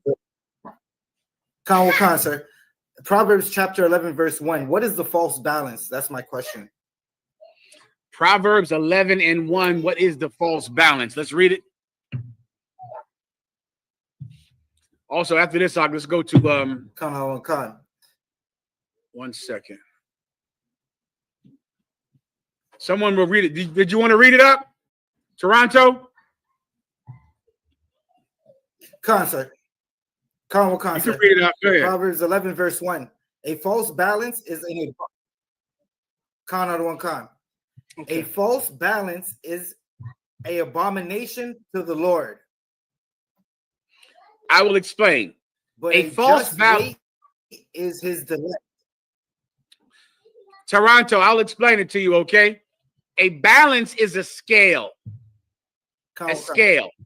A false scale is a scale that is lying about the weight. A scale that lies about the weight is lying to cheat people out of money. And it's an abomination to God, because if a scale is wrong, then that merchant is a thief, and stealing is against our law. So I go to buy fish. You see the scale at the market, right? You go to buy fish. I want 2 pounds of fish. The scale says it's 2 pounds. Really, it's a pound. That's a false balance. And that's an abomination to God. But a just scale meaning it says 2 pounds, it is 2 pounds. That is fairness. That is justice. And that's the only way that we can be together and have peace with each other. Like, what breaks our peace? Us violating each other. You get my point, right? If I go and I steal your car, then how can we have peace? If I sleep with your wife, then how can we have peace? If I steal a pound of fish from you every time you come to my store, then you're going to have to come back to this store with a baseball bat. That's what happens. Like, our violations that we commit against each other is the reason that we don't have peace with each other. And so many of us wonder why black people just can't get along. Black people can't get along because you steal from them. If you're shorting brothers and you're stealing from men, if you're gypping them out of money, then how are you going to have peace with someone who you're violating every day? We can't have peace. Why? Because you're sleeping with his wife, That's why we can't have peace. You want to, so many of us, you want peace, but you want to continue to violate each other. Well, you are disturbing the peace of this nation, and you're getting killed. You're getting killed because your scale is false. You're going to die. You're going to die over that false scale. Because you have a false scale, guess what happens? People come to your store and they say, you're robbing me. You say, no, I'm not robbing you. They pull out a baseball bat. You pull out a gun. The whole thing is a mess because you were trying to rob people who came to your business. If you have a scale that's wrong in here, you're dead. That's the point. Why? For peace. So that we can get along with each other. So that we're not robbing each other. You understand, Toronto? Khan, other one, Khan. Let me get the warrior right here. Go ahead, please. Water, sir. You need the microphone now. I thought this brother was Tazaiwan from Delaware. This is not Tazaiwan. How tall are you? Listen, we started the basketball team in here. Let me make an open. Where's the microphone? Listen, I challenge the I.U.I.C. to a basketball game. Right here tonight. Take this back to Nasty Nate. I did not get permission from General Yohana yet. So just don't tell him. Listen, I challenge the I.U.I.C. to a basketball game, full court. How much? $5,000 of my money. I'll bet that up. I'm betting you $5,000 on it. Can you play basketball? Yeah, I ain't rich now. I ain't rich now. You sure? Listen, I'm $5,000. Now, just do not show this to General Yohana, and then we'll have a good game one day. What's your name, Mark? Bakar, please. Bakar, the water warrior. What can I do for you?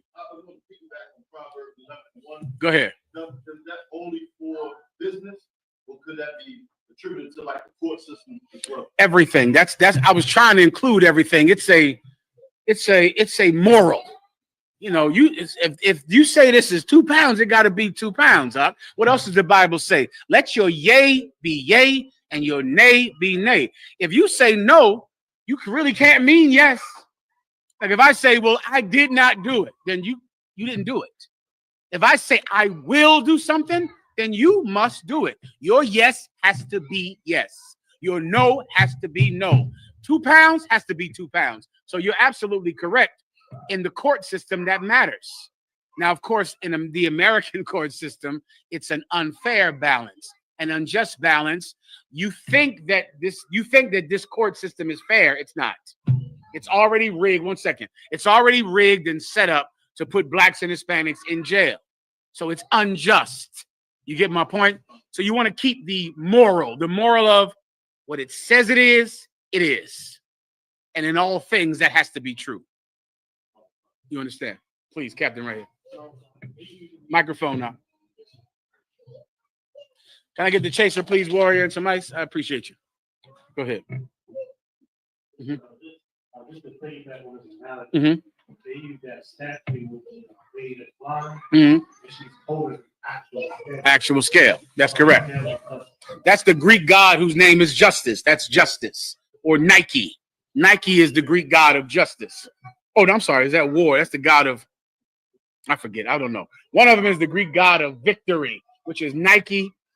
That god that has those scales is another name, but I forget the name of the god. All right. It jams you up right here, too. I'm not sure. Good to go. Let's go to the precept I asked about. Toronto, we good to go here?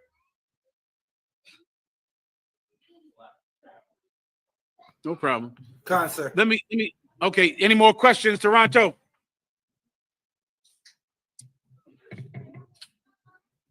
Law, sir. The water. Let me play this video, Akim. Underbar, sir. Let me show you something about could the water. Let me show you something about could. All right. This is a scientific test that scientists did to try to understand addiction. As you know, the city of Baltimore has been a place plagued with addiction since the 70s at least, right? And what I would like to try to understand is the biological system of addiction and where it comes from, right? You might have known your whole life that most drug addicted neighborhoods are Black and Hispanic, right? It happens in every city. I'm fine, Warrior. No, I think I'm good to go. Especially in cities like Baltimore. And you might think it's just because you're black. So many times because of the stereotypes about your own people, you might think, well, we're black, so of course we get high.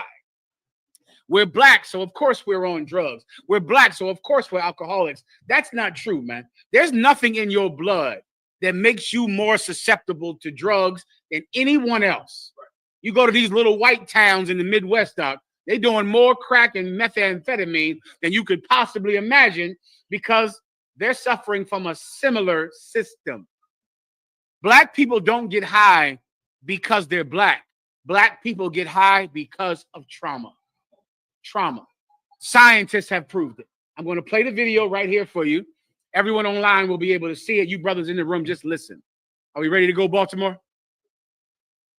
You ready to rock? Play it nice and loud, all right?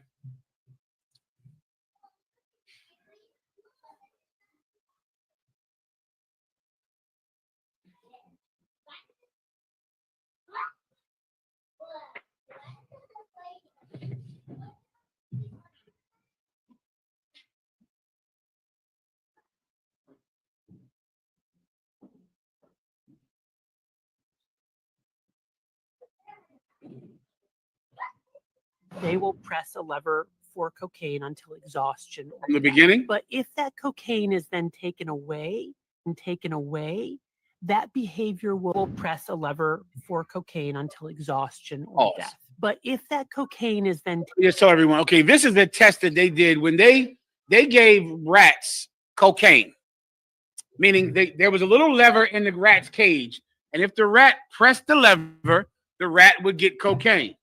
Well, once the rat tasted cocaine, then that rat would press that lever for 24 hours. That's it. The rat would just do like this right here, pressing the lever. And they stopped letting cocaine come out. So cocaine would come out one time, the rat would taste it, love it, get addicted, and then for an entire day, the rat would do this, press the lever. But no more cocaine came out. It only came out one time. After a while, the rat would stop pressing the lever because the rat would then get over his addiction because he didn't get any more cocaine. Like if you stop smoking weed, it would hurt in the beginning. In the beginning, you would want more weed. After a while, time would go by and you would no longer have the desire to smoke weed. If you smoke cigarettes in the beginning, you would want more. But after a while, as long as you don't get any more, you would not have a desire. Cocaine, alcoholism, sexual perversion. In the beginning, you want it. You want it. But as long as you do not get any, your body will build up a resistance and you won't want it anymore. But keep playing the video. Play from the beginning. will press a lever for cocaine until exhaustion or death. But if that cocaine is then taken away, that behavior will extinguish, which means that the mice will eventually just stop pressing the lever, right? Because they're not getting any cocaine. Totally makes sense. And then they'll go off and do something else in the cage. But if they're then exposed to a very painful foot shock, right? So a very extreme physical pain, which you could equate to a serious life stressor, the first thing the rat will do is run over to the lever and start pressing for cocaine, which tells us that once our brain has discovered a drug that releases a lot of dopamine in our reward pathway, even after we stop using that drug, if we are exposed to an extreme stressor, our brain will tell us immediately, go and do that thing that gives us a lot of dopamine because you are under stress and I need to be relieved of stress. This is a scientific experiment that has proved and explained why Baltimore has never gotten off of drugs. Why Baltimore has never gotten off of alcoholism. Because Baltimore is oppressed and under stress. And that stress is proven by scientists to cause drug addiction. They proved it. They proved it. Martin Luther King, give me the Martin Luther King video. Martin Luther King in the 60s, before the March on Washington, he knew that black communities were being oppressed. They were being oppressed. Your forefathers have been starved in this city. The factories are gone. Everything that you had to be able to feed yourself and to take care of your family is gone. And Martin Luther King knew that white people were given help that you were not given in Baltimore. You were not given in D.C. White people got that help. And because they got that help, they didn't have the stress. They didn't have the trauma. And because they didn't have the trauma, they don't need the heroin. They don't need the coke. They don't need the weed. They don't need the alcohol because they're not getting the trauma. I'll play it for you. This is Martin Luther King talking about this. It's in black and white. It's before the March on Washington. Go ahead and play it.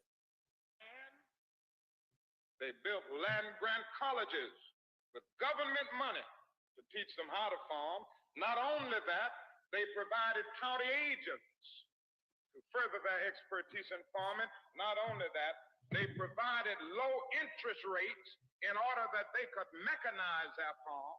Not only that, today many of these people are receiving millions of dollars in federal subsidies not to farm, and they are the very people telling the black man that he ought to lift himself by his own bootstraps.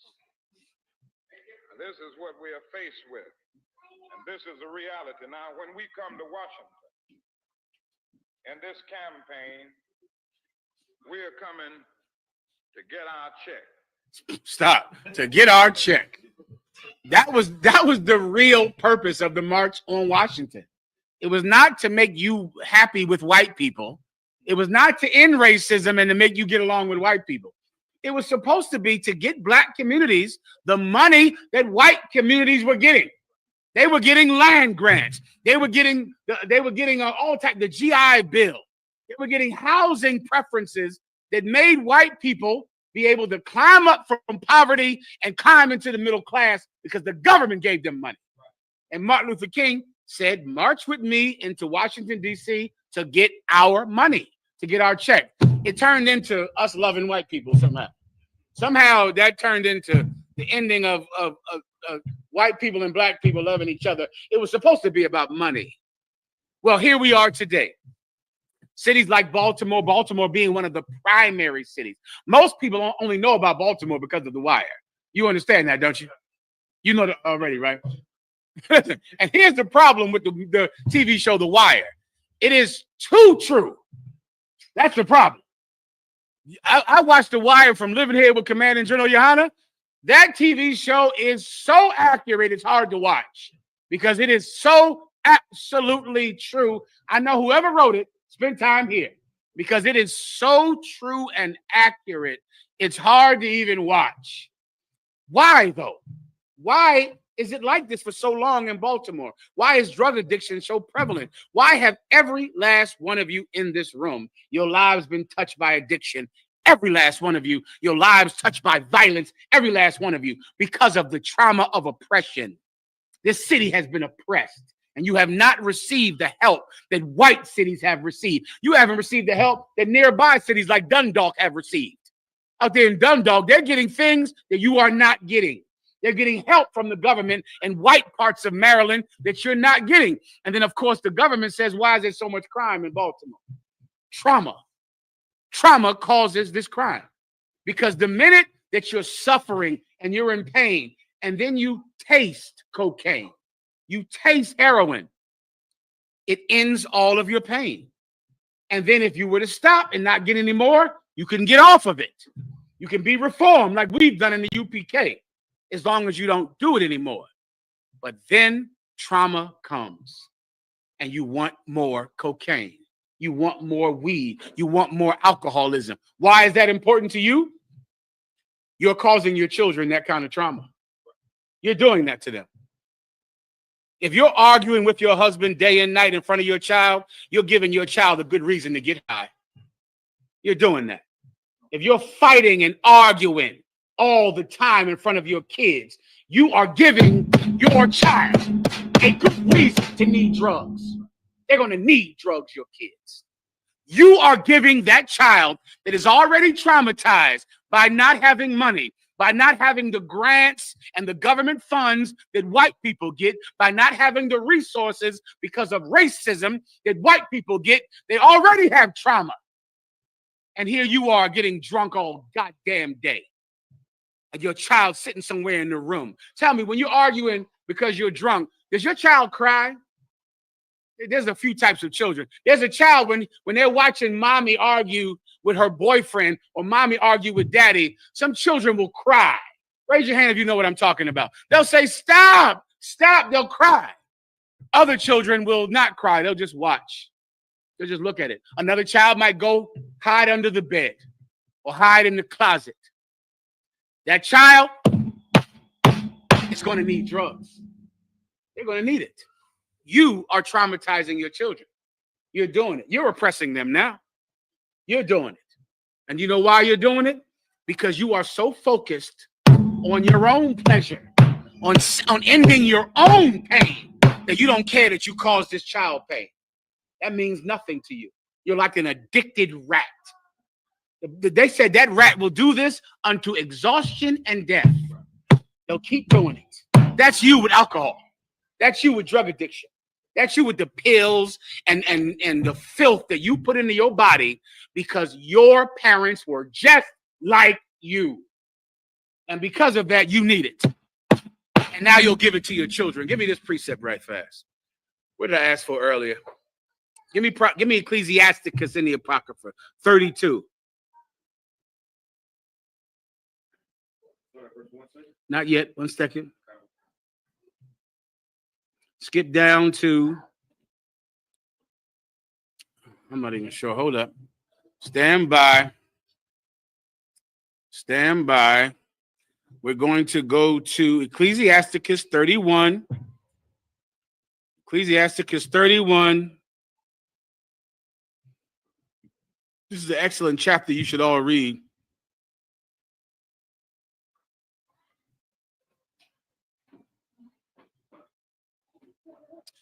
Let's read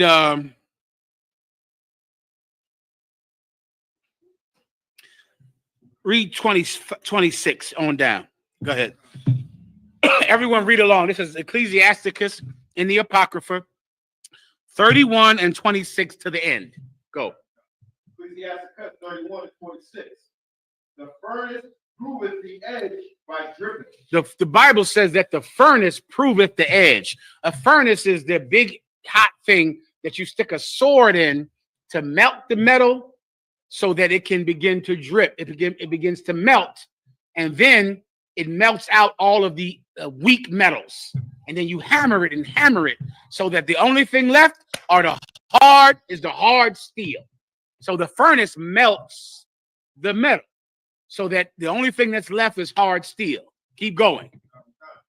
So does wine the hearts of the proud by drunkenness. So does wine the hearts of the proud by drunkenness. The same way that fire melts metal, fire melts the heart of the proud by drunkenness. Keep reading.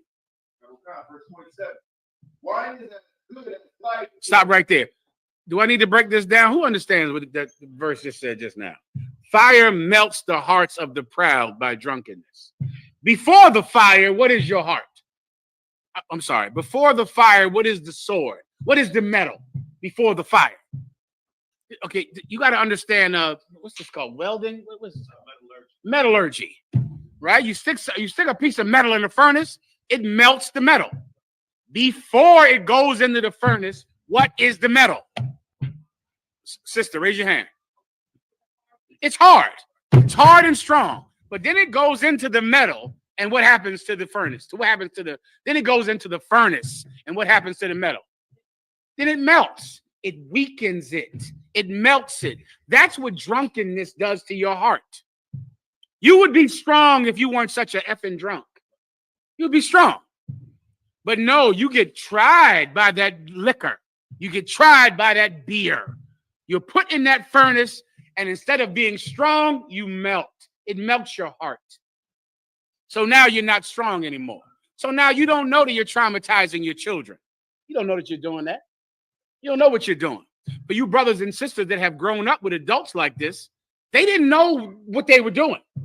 And that's something that you grow up your whole life and you go, then why'd they do that? Let me tell you something that's going to blow your mind. You know the things that your mother and father or your mother and her boyfriends did in front of you?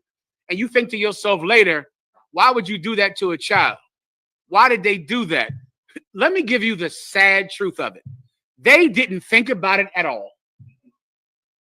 It never occurred to them what they were doing to you. I went to them and I asked them, well, were your children watching? Well, they're there. They go, yeah. But what did you think about doing that in front of them? I didn't think. I was just mad. I was just angry. I was just drunk. You don't even consider it. It has melted your heart. You're weak now because you're a fucking drunk. And now you're weak. You're disgusting and vile. That's what happens. That's what drunkenness does to you. It's not allowed in this school. I pray you understand. I'll kick every last one of you motherfuckers out this school. From the women and the men. Every last one of you. I don't need any man in this school. None. None of you matter at all. None of you. Before you were sitting in that seat, there was someone else there. And after you're gone, there'll be someone else there. I'll kick all of you out the school before I'll allow you to destroy your children. It will not happen. Am I making myself understood? ¿Lo entiendes? Keep going. Please. What you said is so true about that part.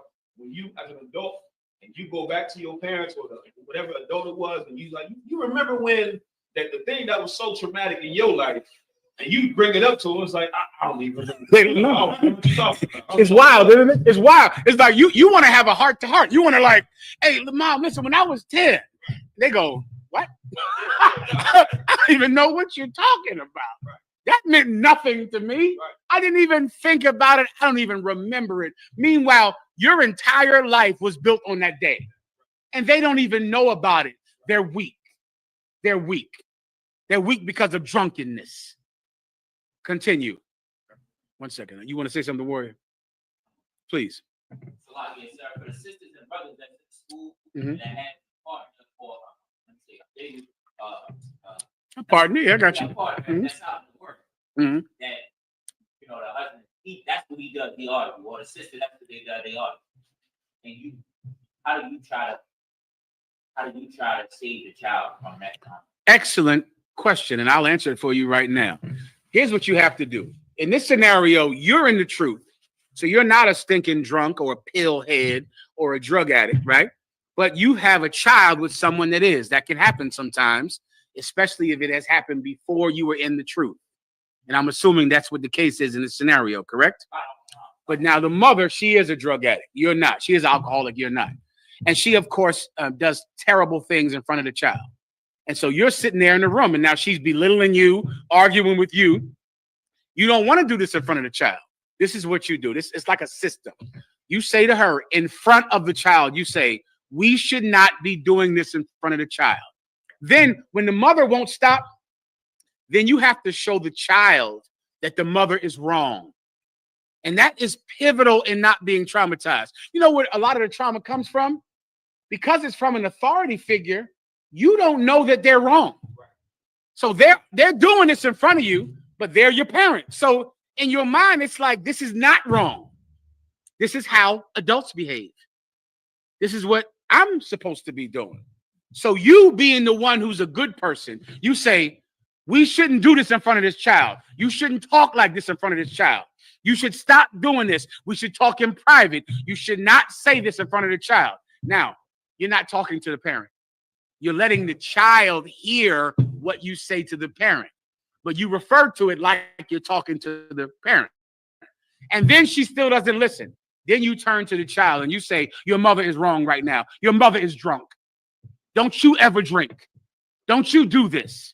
Don't you be like your mother. Your mother is wrong. What she's doing is wrong. Then you blaze on that woman and you put her down, but you don't put her down about how her feet stink or how her vagina is bad or how, you know, her body is too fat. Blaze on her in front of the child about being a drunk. Let the child hear you chastise her mother about her behavior in front of the child. Look how evil you are and you're drunk. That's what you're saying this in front of this child. This child shouldn't hear about this. You're saying this because you're a stinking alcoholic and you don't even care that the child is right in the room. Now the child is going to hear her and you. And you. So then you give the child the choice. So now the child grows up not thinking being drunk is what adults do. Let me tell you what drugs are to all of you. Drugs and cigarettes are not bad things. They're things that adults do. Isn't that how you first start smoking cigarettes? Cigarettes aren't like, it's not like it's good, it's bad. It's like, I'm an adult. I smoke because adults smoke. Do you understand? I'm a man now. I went to a prostitute. Why? Because my dad goes to prostitutes. That's what men do. Children don't know that it's right or wrong. They just know that adults do it. And there's only one thing that a child wants to do, and that's become an adult. Well, what does it mean to be an adult? Smoking, getting high, getting drunk, having sex. If you want to be a man, so Doc, what do you got to do? You got to have sex with this girl. Don't you? Why? Because I'm a man now. So I got to go have sex with this girl. I got to start smoking.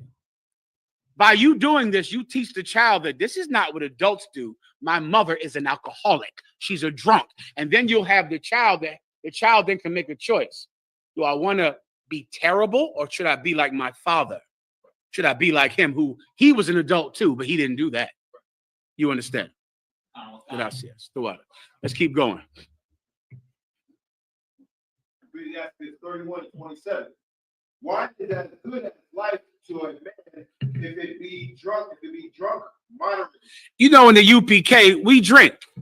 Wine is as good as life to a man if it be drunk moderately. Wine is like so many things in life, brother, that is good. It'll relieve your stress and it will be something good to you so you can relax if it is done in moderation. It's no different than food.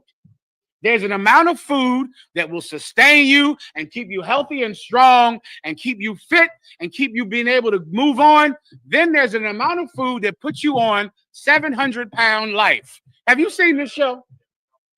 I saw this show for the first time last night. One of my ribs, she said, I always watch this show. I said, what in the hell is this? Why doesn't he just get up out of the goddamn bed? Why isn't someone making that fool get up out of bed? Why aren't they beating him with a stick until he stands up out of that bed? And they always have some wife or some woman, because some woman is on there. She's bringing him the food. Which you sisters, y'all, they still got a woman. He's 700 pounds. He got a woman. Hardcore. Some women too. Some woman, she's 9,000 pounds. And there's some cat there like, baby, you want me to help you up out the bed? Listen, there's an amount of food that is good for you. It's good. Then if you get too much food, they're taking a helicopter into your house to get you out the goddamn door. That's bad for you. That's gluttony. It's killing you because you can't stop eating food. It's killing you. You do that with alcohol. Alcohol is good in moderation. Food is good in moderation. Sex is good in moderation. But taken out of moderation, you're going to die because of sex. You're going to die because of food. You're going to die because of alcohol. Everyone understands. Read it again. Verse 27. Why is that as good as life to a man is to be drunk moderately? What life is then to a man that is without wine? For it was made to make men glad. Men are happy because they get to drink. It's part of social occasions. It's part of celebrations. If it's done in moderation. If it's done in excess, it is an absolutely destructive, terrible thing. Continue. Verse 28. Wine measurably drunk and in season bringeth gladness to the heart and cheerfulness to the mind. Wine measurably drunk. Measurably. You have to do this. You know that everybody on my 500-pound life is some type of sick weirdo. Well, you do that with alcohol. That's you. You're doing that. You're just like those 700-pound people who are on that show. They have no life. They can't get out of bed. They're lazy and disgusting, and they're going to eat more tonight. And what's that cat, that doctor, that Arab doctor that's on that show? Brother, they got some Arab doctor. He's trying the best he can to convince these fat motherfuckers to stop eating. And I don't know why he don't just take out a stick and just, I'm watching it like, why don't you just take out a stick and say, get your fat ass out this bed now, or I'm gonna beat this shit. Because I think that would work. Because the cat, he can stand up, but he's too lazy. It hurts. It hurts to stand up. So he don't want to stand up. But why don't you just hit him and with a stick until he stands up?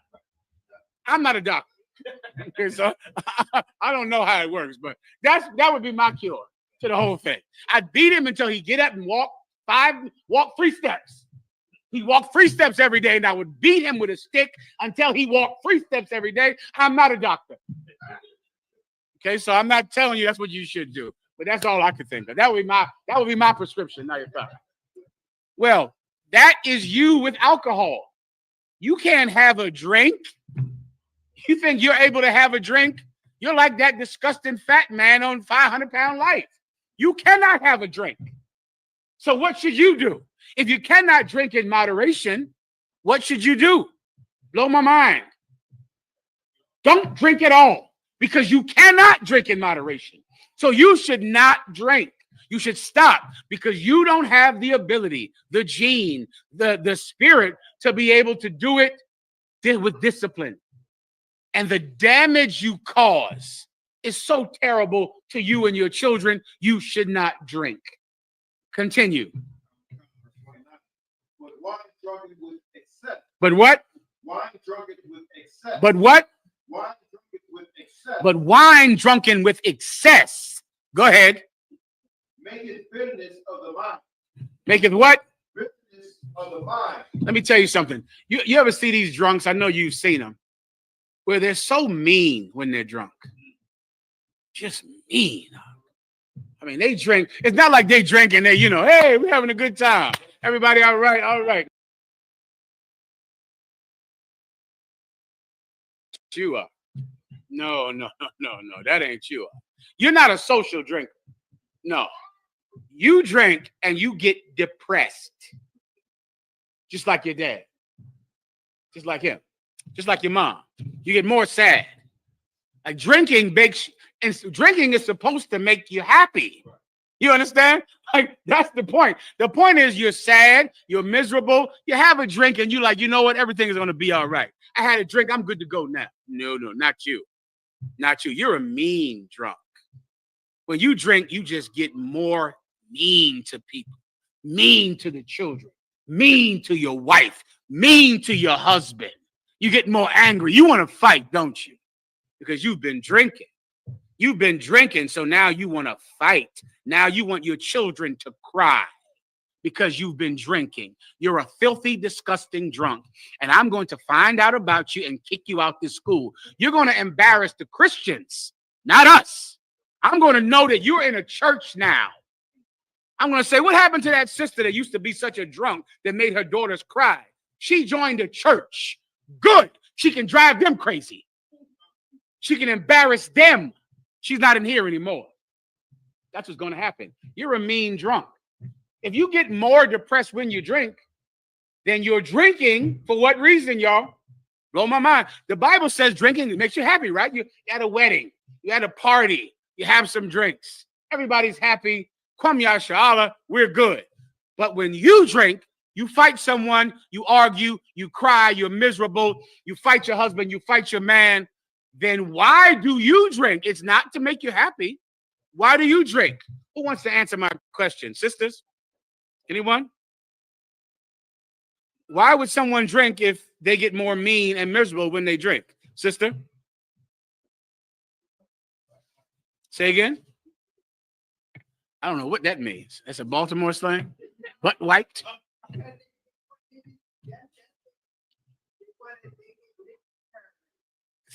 You're not hitting on the point. Okay, if a person is not an alcoholic, they drink for the happiness at a party, at the Passover.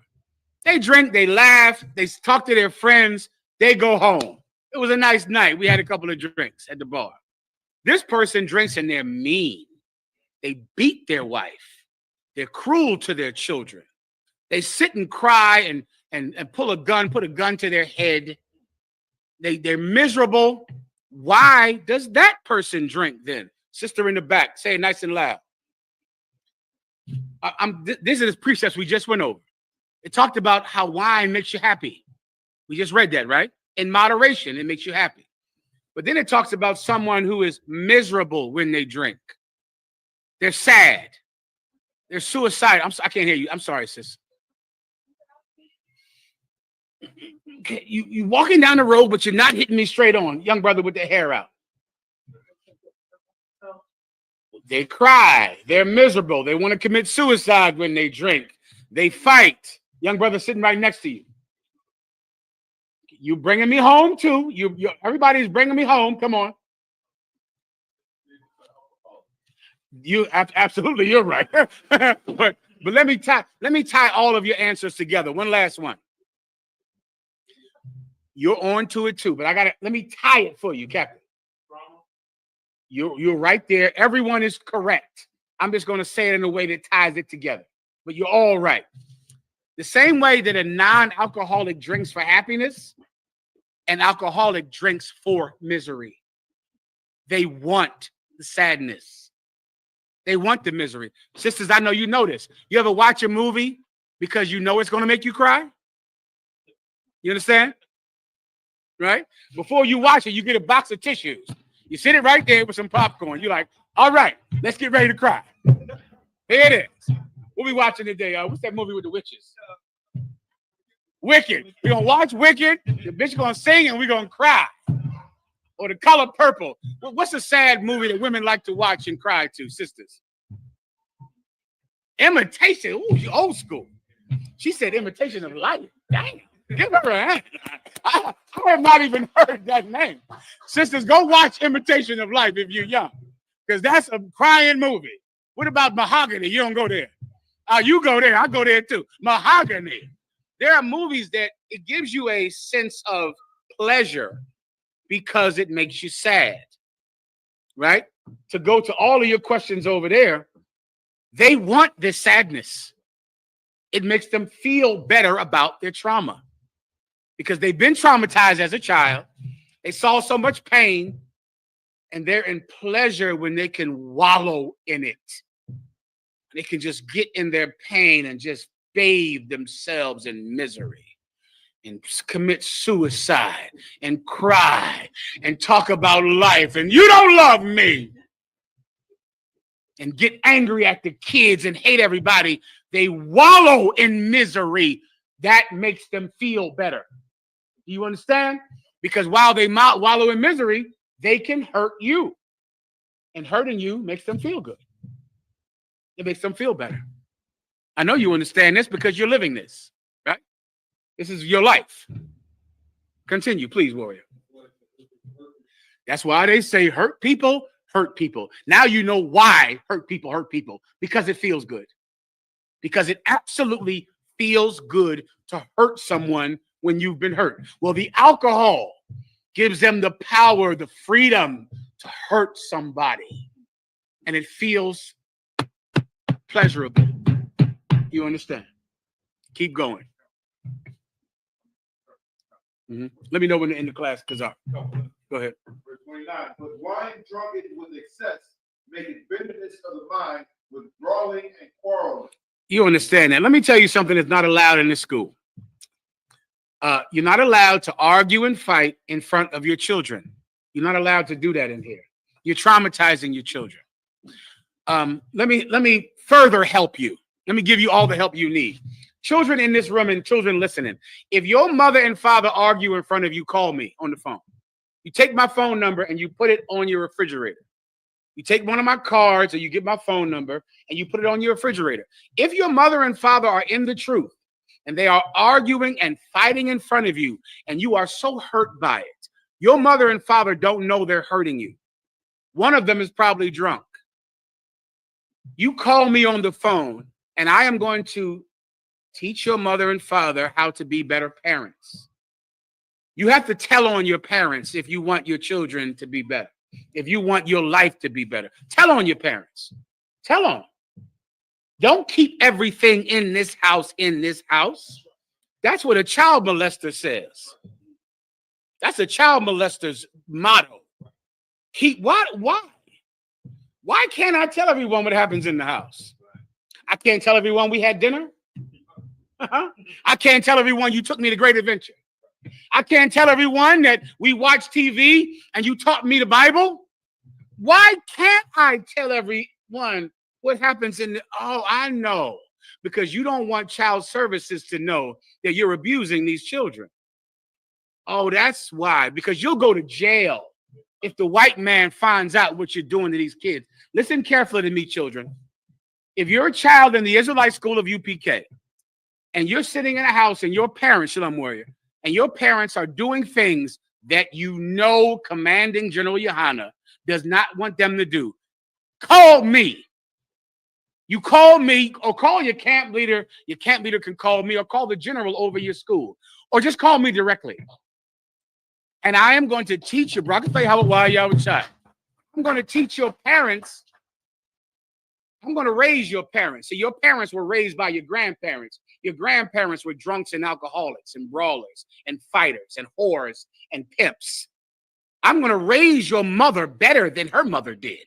I'm going to raise your father better than his father did. The family is going to come together and love each other, and mommy and daddy will stop fighting.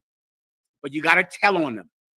Never keep a secret. Never. Secrets are where this kind of behavior grows into the next generation because it's a secret. The only time you'll know that any child is in trouble is when he shoots someone at school. That's when you'll find out. When this child is truant for 50 days and he hasn't been to school, or this girl, you know what you are? I see what you are, you stupid bitches and you stupid niggas out there. You are the parent that will go on Facebook and say, this child is missing. That's you, right? Please help my daughter. She's missing. Please help my daughter. She's missing. That's the help you give. Now we all have to look for her, right? You'll ask for help then, won't you? You'll tell somebody when the child is gone. When the child is missing, why then do you want to involve all of us in your life now? Why? Because you haven't seen the child in 2 weeks? Involve the I.S.U.P.K. today. Tell us before the child is missing, because once the child is gone, there's a very little chance that we can do anything.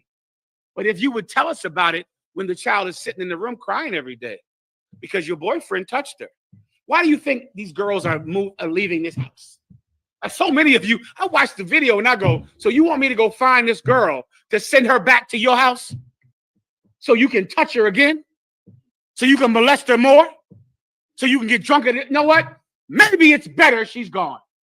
Maybe the girl left to get away from you. Now the parent goes on Facebook, please help me find my daughter. Can you find her? Maybe the girl left for a reason. Maybe. What I'm telling you is don't wait until the child is gone to ask the entire internet for help. Ask for help today. Involve us today. Children, you don't have to run away. You don't have to do drugs. If your mother and father are abusing you, if your mother and father are touching you, if they're doing something inappropriate to you, if they're alcoholics, if they're drug addicts, call the Israelite School of I.S.U.P.K. We will protect you and we will give your mother and father an education. I pray you understand. I pray. We're not the white man. We're not child services. We're not going to destroy that family. We're going to fix the family. I pray you understand. We're going to fix it. Keep going. Verse 30. Drunkenness increases the rage of a fool till he offended. That's what happens. That's all it is. You're trying to make more of it than it is. He's so angry, isn't he? You thought he was angry about something serious, didn't you? And then what they do, you think, boy, he's angry about something really serious. He's just drunk. That's it. Don't make more of it than that. He is just drunk. It increases his anger. He's so mad. Oh, he got so much rage in him. You're drunk. And if you were in a bar instead of in your house, some man would punch you in your face and you lay on the ground and on the street. But you're not in a bar. You're in there with your sons and your daughters. So you're the one that's big in the house, aren't you? Oh, you're big and strong in that house with those little kids, aren't you? You're big and strong and powerful. Because if you were in the bar, what do men do to a drunk in a bar? Who's done it? I've done it 1,000 times in the world, which is knock out some drunk in a bar that he's so goddamn drunk, and the minute you touch him, he's going to fall down.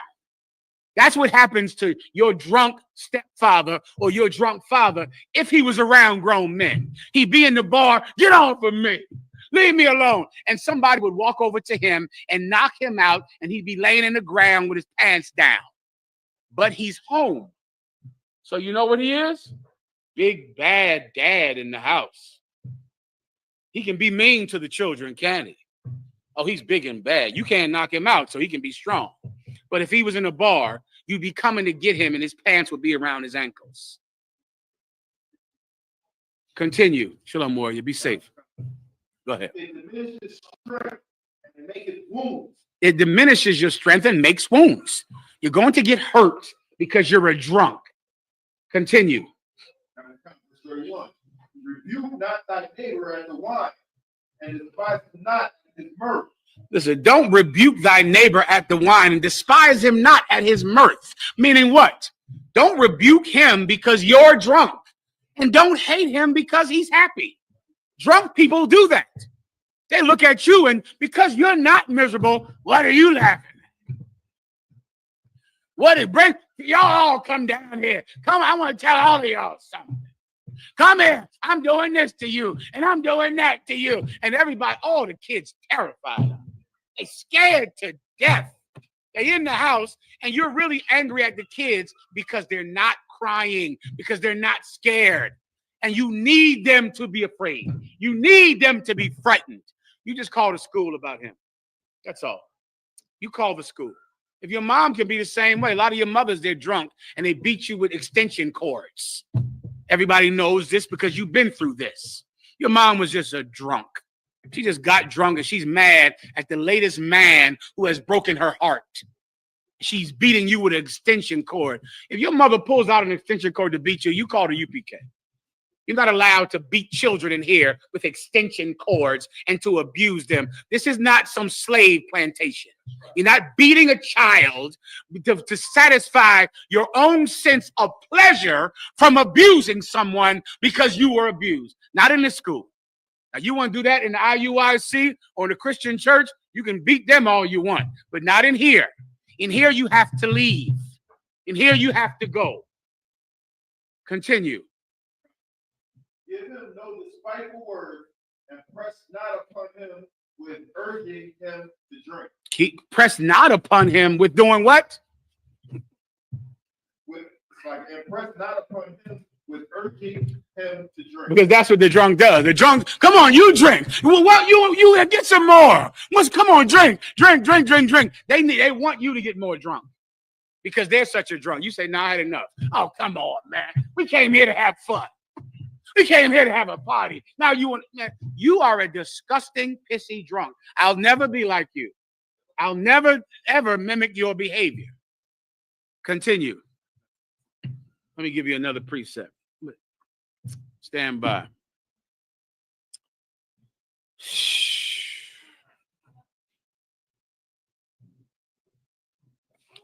What verse did we start at? We started 26. Did we start at 8? No, read 26 and 8. Ecclesiasticus 26 and... One second. 26 and 8.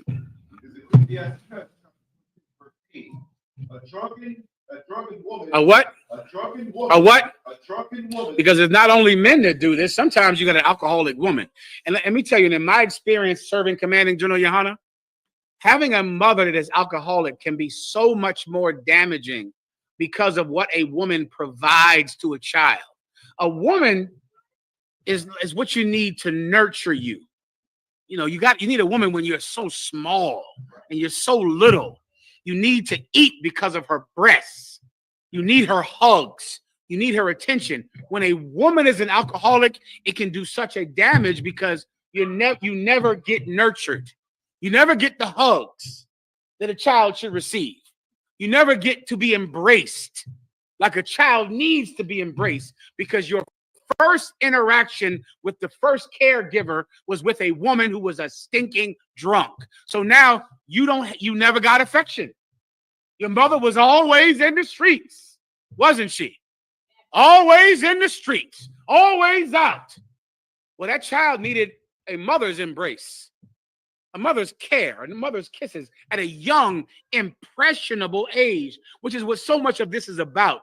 There's a time in your life when you are not formed in the mind, you're not strong. The white man calls it your impressionable age, when whatever happens to you will stick. If during that time, if your mother is an alcoholic, then it sticks.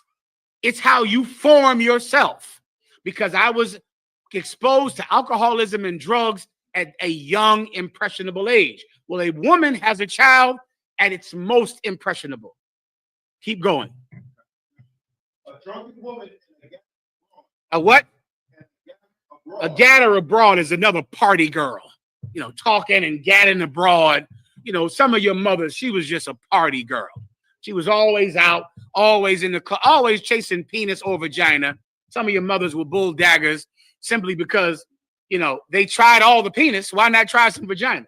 They tried everything any damn way. I guess dogs and cats were next because they tried everything. Your mother has been with so many men. Before you know it, your mother brings home a woman in a football uniform.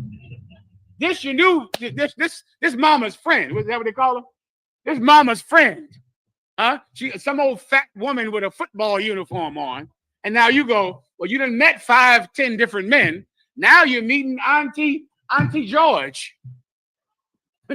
Auntie George walked in the room. Auntie George walked in there. Yeah, I'm your mama's friend. I'm your mom's friend. Okay, Auntie George. I guess shit. Everybody else been over here. I mean, why not? Why not women? Give them a shot. Shit, you did everything else. That's what a drunken mother does. A drunken woman. Keep going. Causes what? Great anger. So now, before you know it, these children are killing people in Baltimore, killing people on the west side, killing people on the east side. You look at them and you go, look at these monsters. Somebody needs to do something about these kids in Baltimore. Someone has already done something. Do you understand? Someone has already done something. That's how they ended up like this. Now the police will throw them in jail for 1,000 lifetimes, beat them every day and break their necks in the back of paddy wagons. Some child you created. Someone has already done something. Continue. And she will not cover her own shame. If you don't mind. She won't cover her own shame. That's what a drunken mother does, a drunken wife. She has no shame. Before you know it, she's a dress over her head in the middle of a floor of some bar. She's walking around with her breasts out.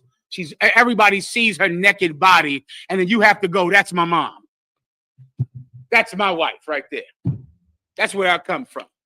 And the minute somebody tries to tell her that she should put some clothes on, that she should dress in a way that doesn't embarrass her family, what does she say?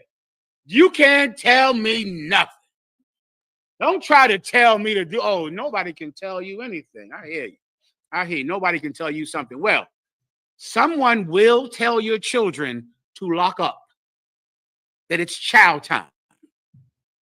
Someone will. I know, bitch, nobody can tell you anything, but someone is going to tell your daughter something. They're going to tell her to sleep with a man for money. They're going to tell your son that it's time for chow. Keep going. The whoredom of a woman may be known in a haughty look. All right, that's it, everybody. All right. I pray I've helped you tonight. This is what I'm going to see from here on. I'm going to see that this Baltimore school behaves itself in a way that is completely separate from the families you grew up in. Do you understand? In the Israelite school of U.P.K, we give no mercy because you were raised by a bad family. We give no mercy for that.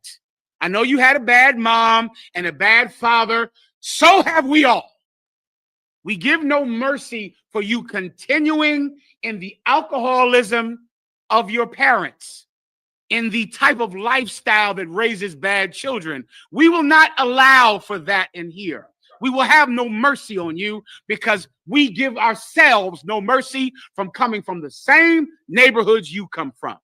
But all of us in here are required to change. Last precept. All of us. Last precept. Give me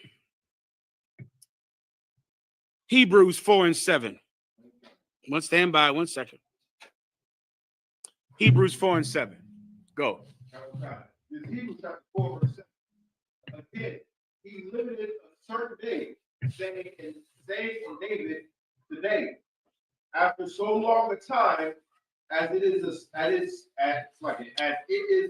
Start from the top. Start from the top.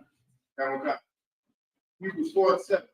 Again, he limited a certain day, saying in David today, after so long a time, as it is said, today, if ye will hear his voice, harden not your hearts.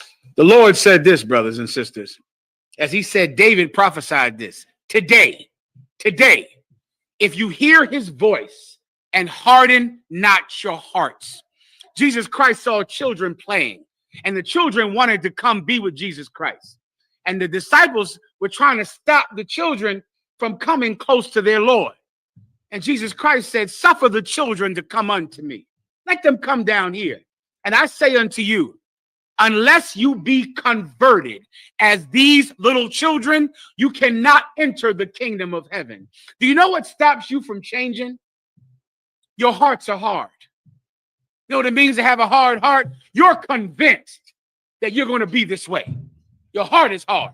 But a little child, they're young and impressionable. They can change. A child can change. A child can be converted. Well, if you want to enter into the kingdom of heaven, you must be as a little child. You have to have a heart that can change. Although your father was an alcoholic and a crackhead, and your mother was a crackhead, and you grew up on the west side or the east side in the projects, you've been through all of these things, but your heart has to be soft. You have to be impressionable as an adult. You have to have a soft heart. But this life that we've lived has created a hard heart in us. And you know what we are? We're convinced that we're not going to change. We're convinced that the way I live is the way I'm going to be. The things I like to do, I'm going to keep on doing them. Ain't no man going to stop me. Ain't no general, or I ain't going to listen to no man. Isn't that the brother earlier, right? That's a hard-hearted man. That brother who called in, he has a hard heart. He hears what we're saying, but he's not going to change because his heart is hard. Well, you can't make the kingdom of heaven like that. You're going to have to be impressionable. You're going to have to obey a man to make the kingdom of heaven. Read it again. Last part. Hebrews 4:7. For he spake in a certain place, Hebrews 4:7. Again, he limited a certain day, saying in David, today, after so long a time, as it is said, today, if ye were hear his voice, harden not your heart. That's what you have to do, Akim. That's what you have to do. You have to be willing to change. You have to be willing to change. With that said, carnales, esta es la verdad. Si tú eres hombre, hispano, negro o indio nativo, tú eres Israel, el pueblo elegido de Dios. Tu madre y tu padre dicen que somos un culto y mantienen su iglesia sin culpa. Pero su iglesia es culpable de todo lo que nos están pesando. With that, orale, clap it up. Who am I giving the class to? With that, pass the class over. I call it, we do the salute now. You got it up. Biblico.